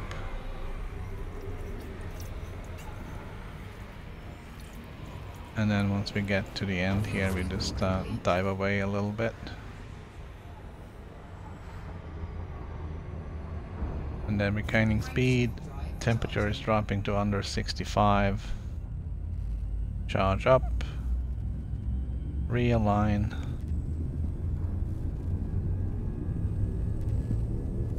And jump. So we're not really doing a whole lot of exploring. We do have a time frame on getting there. We're way ahead of schedule. I guess the downside of kind of chasing sightseeing objects is you're always trying to get to one of them before, you know, you end the stream or whatever. And if it's far, then you know you're just gonna have to jump, like a jump marathon. You probably end up missing out on planets and stuff.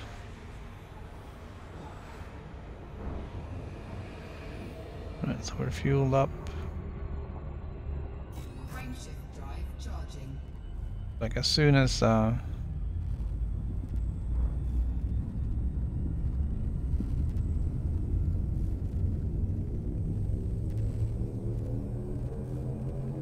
you start getting away from the star a little bit, your speed starts getting up over like a third of speed of light, then you're starting to get some distance from the sun, and then you can jump out.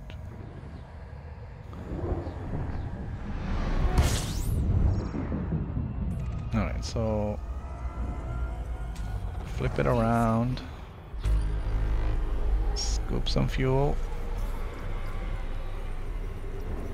Speed is dropping down to 0.3. Fuel is full. We're diving. Now the speed starts to pick up. Temperature starts dropping. You can charge and readjust, because in that time we've already gotten to 2 Cs. So getting away from the gravity of the sun.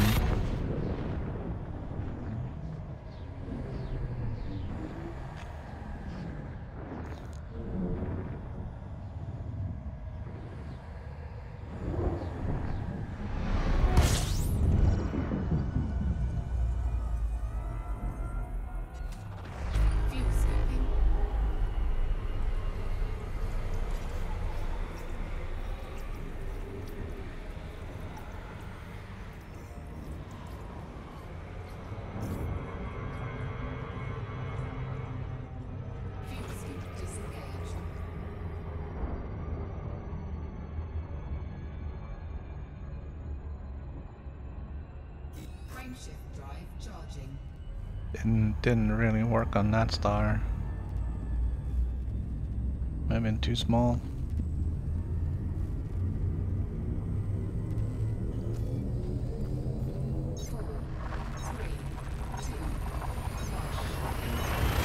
So I have a hard stop in about half an hour, I think.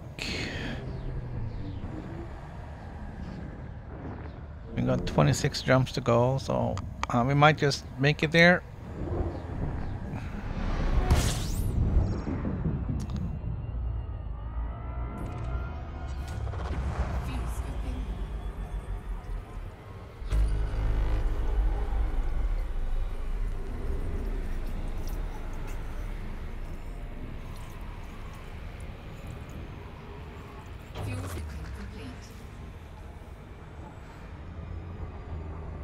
Alright, so start picking up speed, temperature's dropped, we're up to half the sea, and we're gone.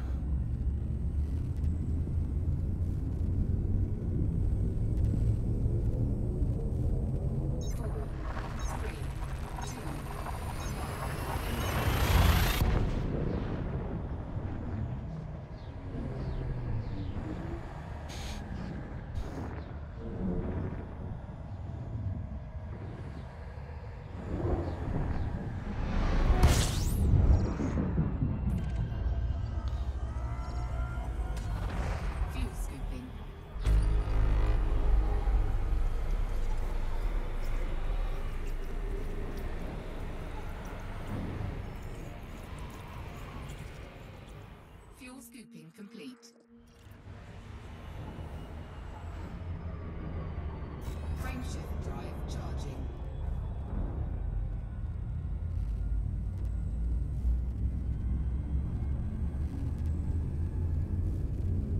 Alright, here's a Neutron Star. That's good to know before you jump in, so you can immediately, right now, put the brakes on.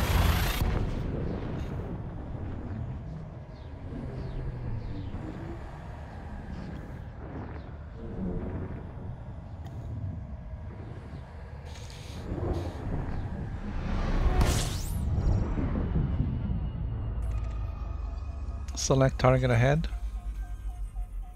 Select target ahead.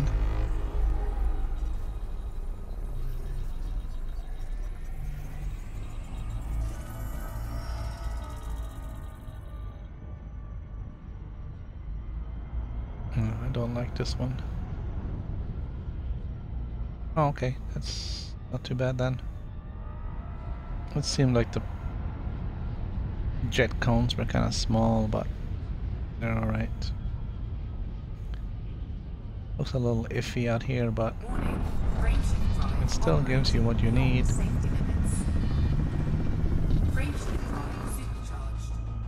Oh, cool, we got supercharge. That's all I need. Let's get out of here.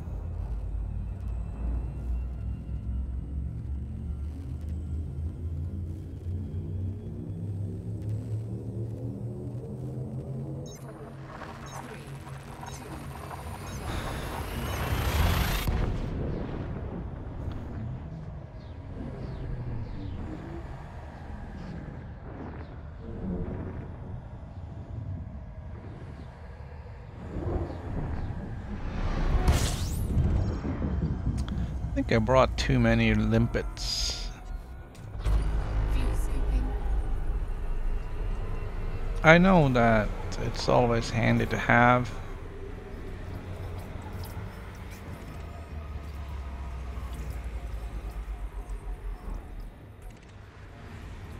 but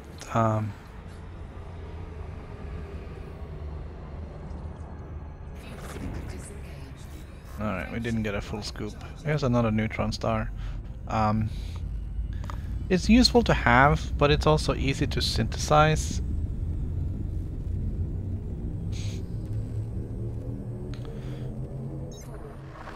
So I might actually dump some to gain jump range and then just not worry about it. When it gets down to I don't know, 4 or 5 and I need more, I can just synthesize it. But carrying 27 tons of stuff that you're not using is just, I don't know, it doesn't really make a lot of sense.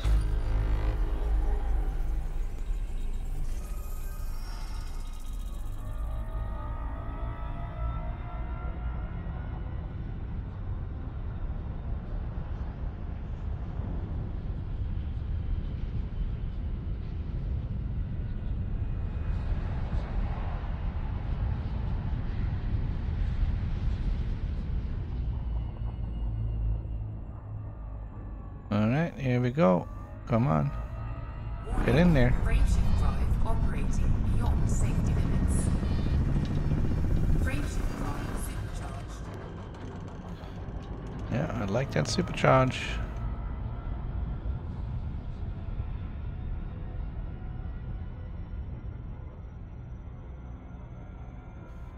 Alright, so here's what we're gonna do.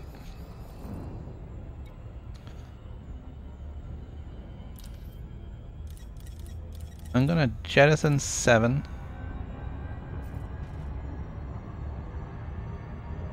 Now my jump range is 212 light years.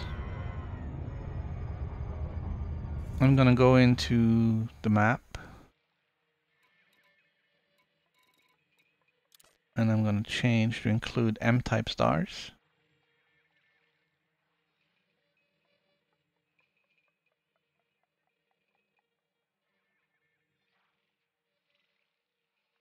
And that should have cost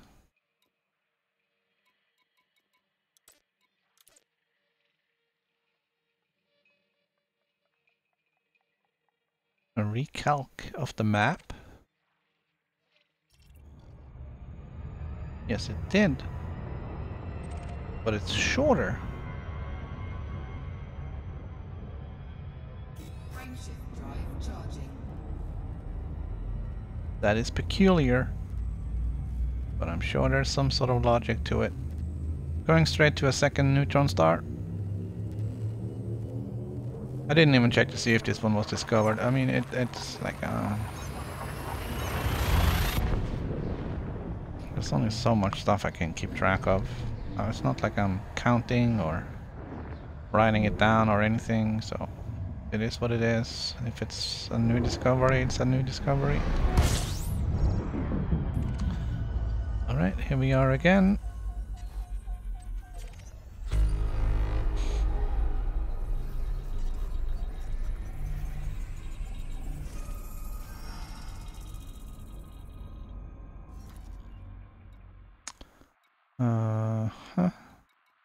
I'm gonna turn off the M stars.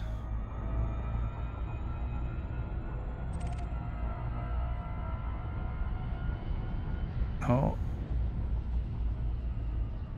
Did not really like you doing that in the middle of it, but here we go. Frameshift drive operating beyond safety limits.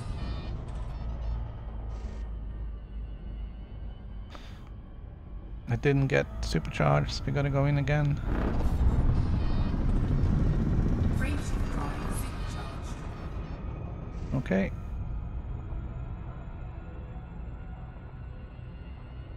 Gonna be my longest jump ever, 210 light years.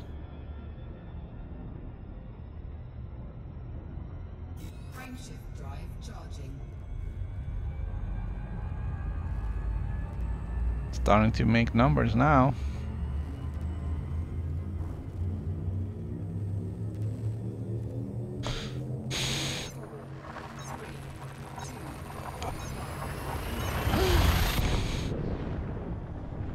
I don't know what the record is. I don't even, can you use that would be interesting. Can you do an FSD injection when your drive is supercharged to get an extra boost?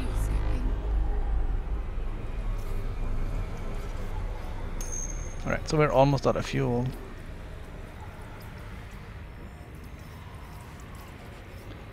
Well, my regular jump range is also well, it's about 55 now, I guess. Well, let me just fuel it up and see what we're doing here. Fuel scooping complete.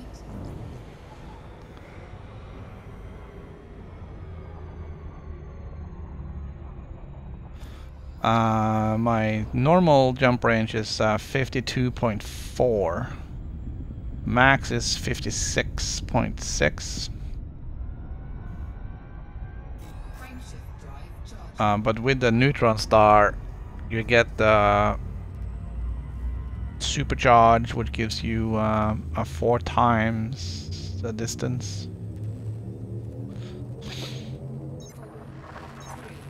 2, 1. So that helps.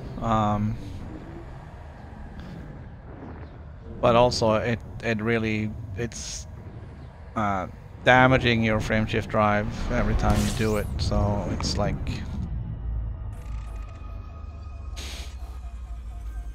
there's pros and cons.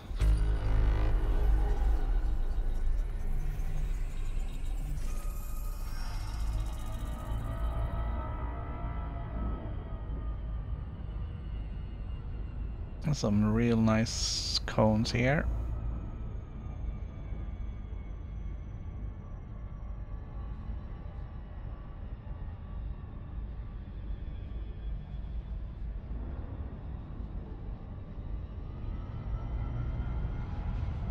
Come on, man, I don't have all day.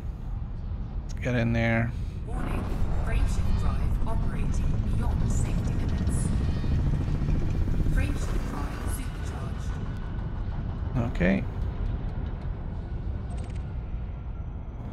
Frameshift here we go. drive charging. It really does make a difference. We got 12 jumps left. 4, 3, 2, 1.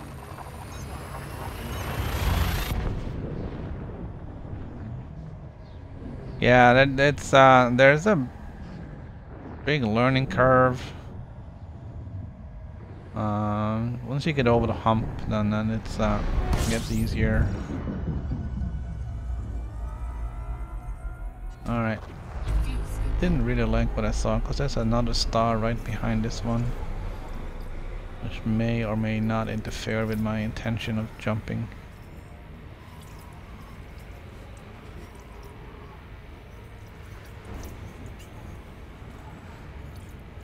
Ah, it's fine. Fuel scooping complete.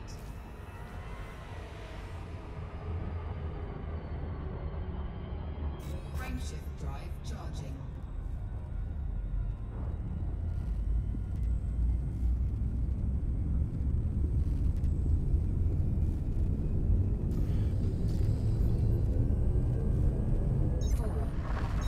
Yeah, so the extra range we're getting out of no, I didn't see what that was.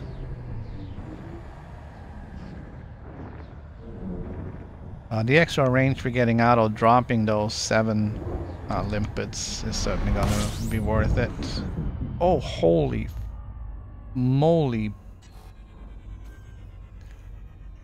Wow, and not only that, but there's a star right on top of it.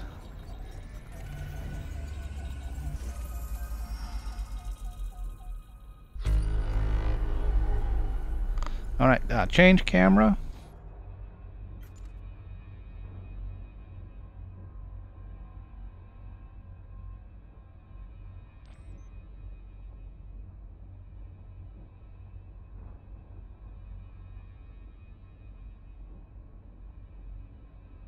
Take a picture. Picture taken. Change camera.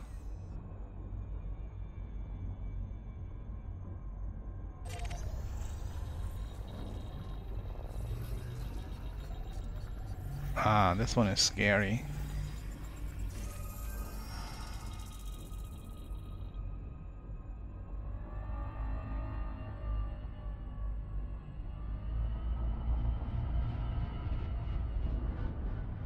Warning, frameshift drive This stuff is super violent, and that star being right there is not.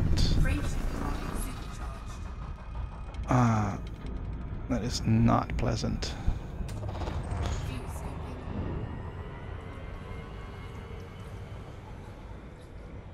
Yeah, there is a bit of a grind to get everything you need.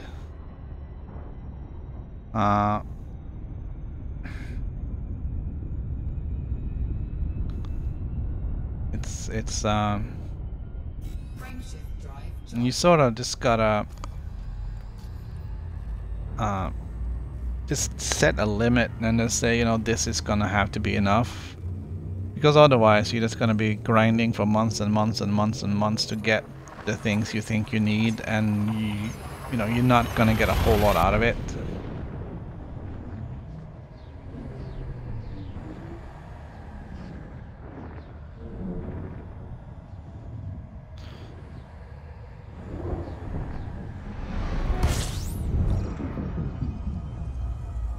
I mean, seeing how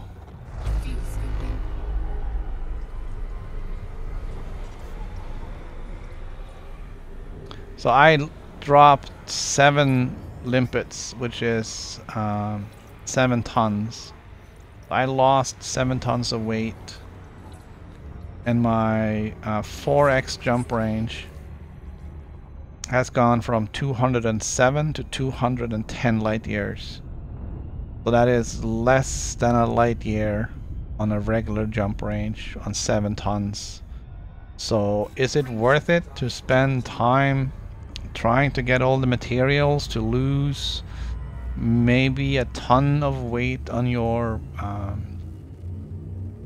heatsink module? Maybe not.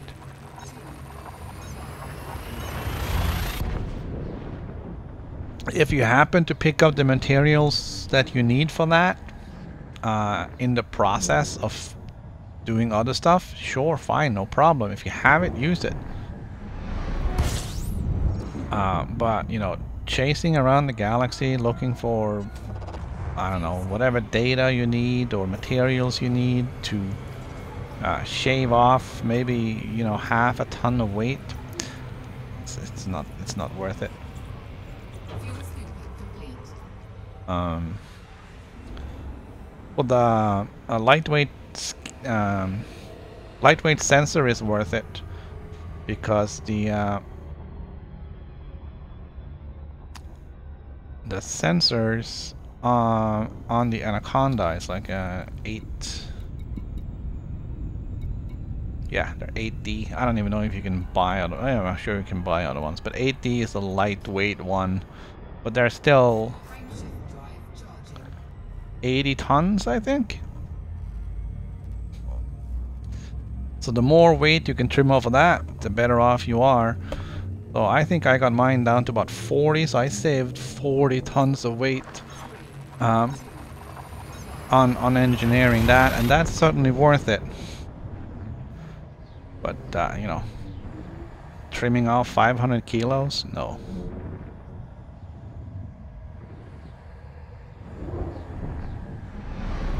I would not go around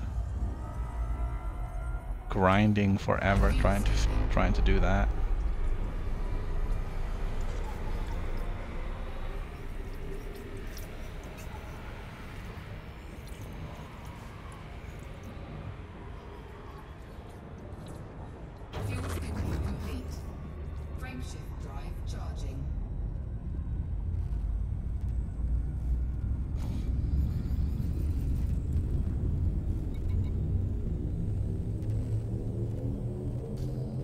Alright, so we're taking a bang on the frameshift drive again. We've run into a few Neutron Stars, so we have gotten some significant boost here.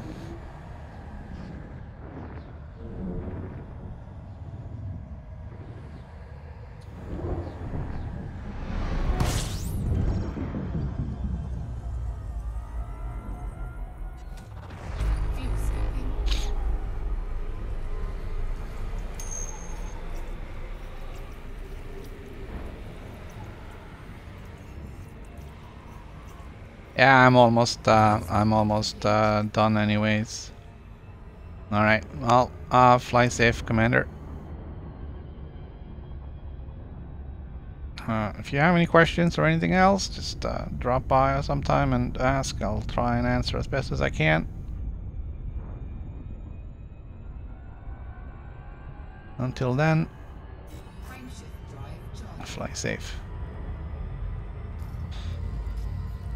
M6 jumps out. I'm really kind of looking forward to this, I think. Been a little bit underwhelmed with some of the other sites. So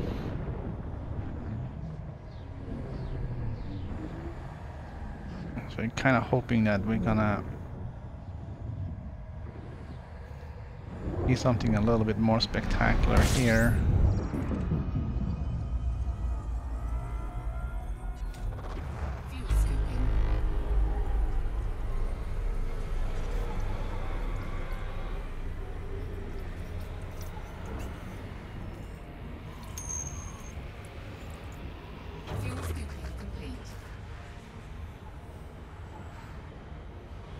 Yeah, I stream usually Monday through Friday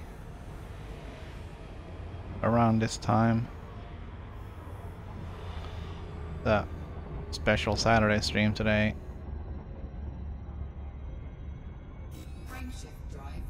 Because I could.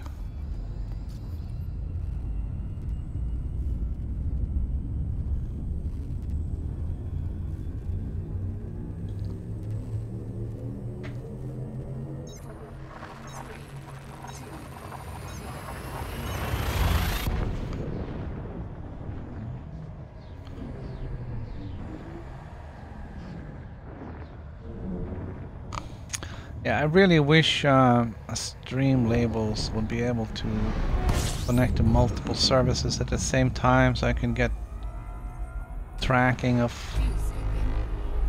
who's following what where. Right now it's really only tracking YouTube, which isn't fair to people from other services. Since I am streaming simultaneously on multiple platforms here.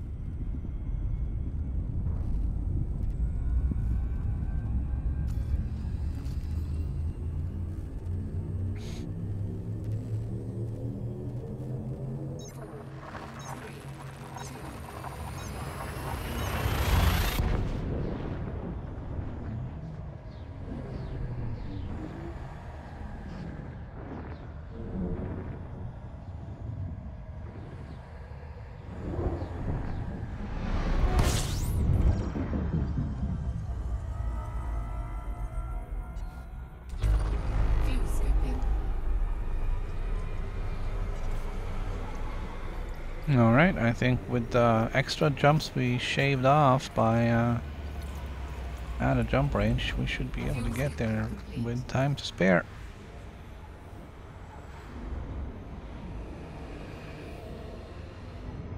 Just need to get away from this star. There we go. Here's another Neutron Star.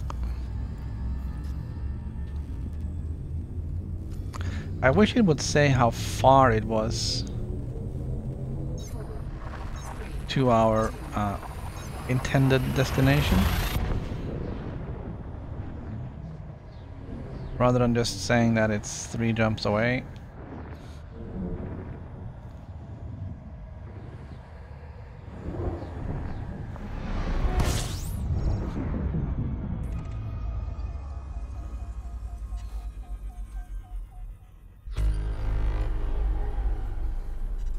Select target ahead.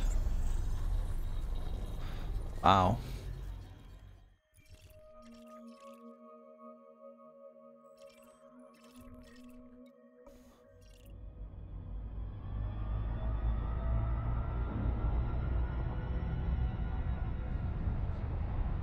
Right, now we're not gonna diddle around.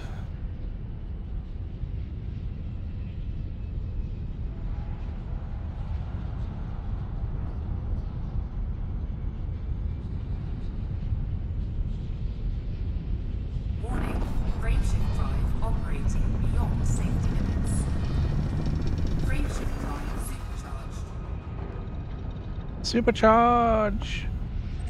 Alright. Let's get out of here.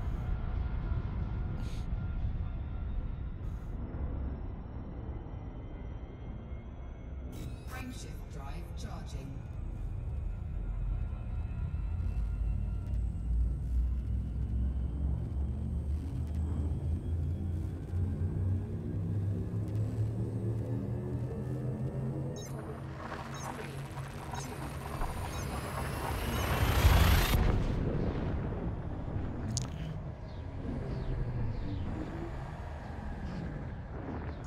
Alright, we're getting really, really close to this black hole.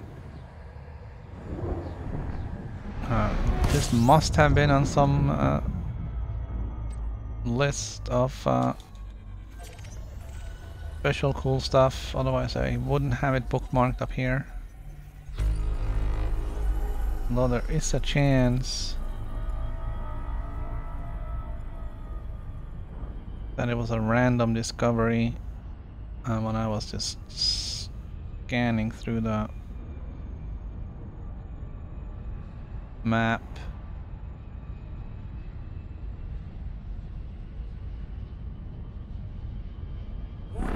Come on. There we go. Good boy.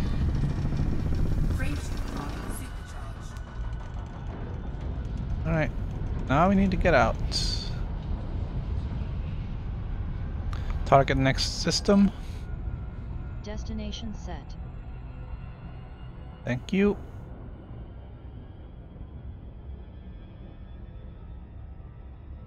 Frameshift drive charging.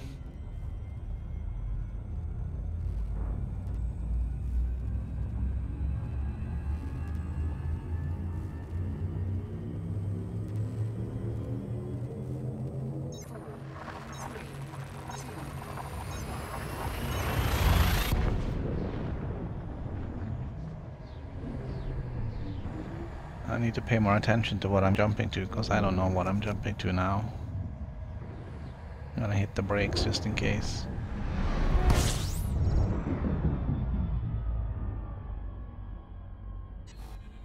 Oh, is this our destination?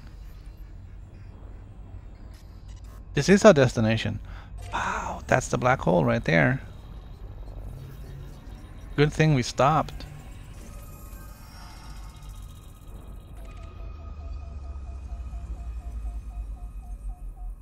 Check out the cool blue lights around here. I guess this is what they call a Planetary Nebula.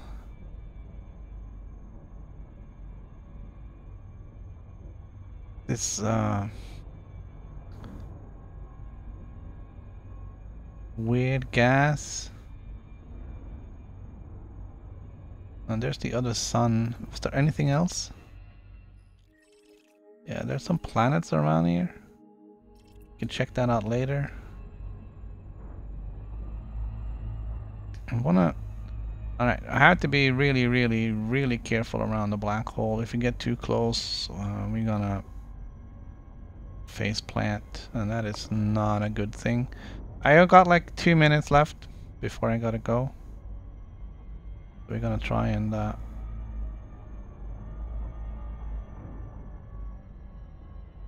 you can see some of the lensing.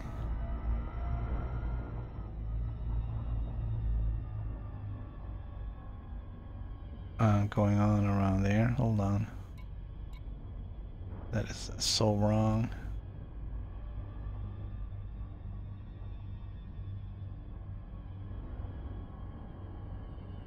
Alright, I don't know who made these controls, but it wasn't me. Alright, so this is actually a pretty cool site. Alright.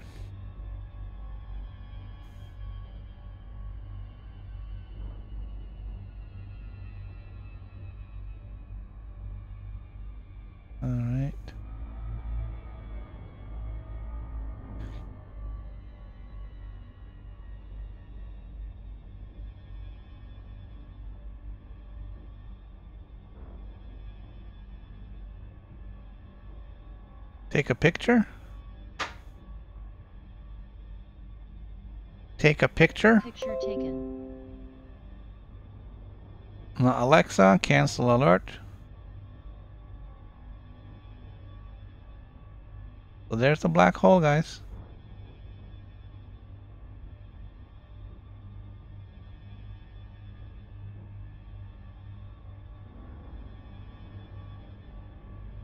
Change camera.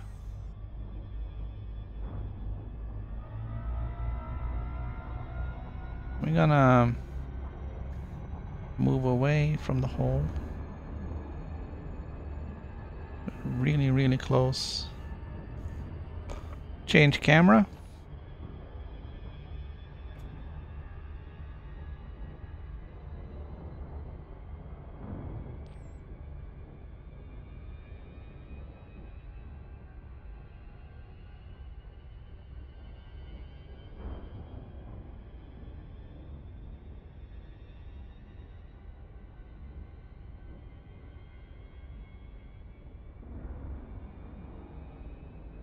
All right. Take a picture. Take a picture. Take a picture. Picture taken. Thank you. All right. That's gonna be all for today. Change camera. Change camera. That's gonna be it for today. I'm gonna stop right here. And then on Monday, I'm planning on picking up from here, and we'll go to the next sightseeing location along the way. But for now, it's game over.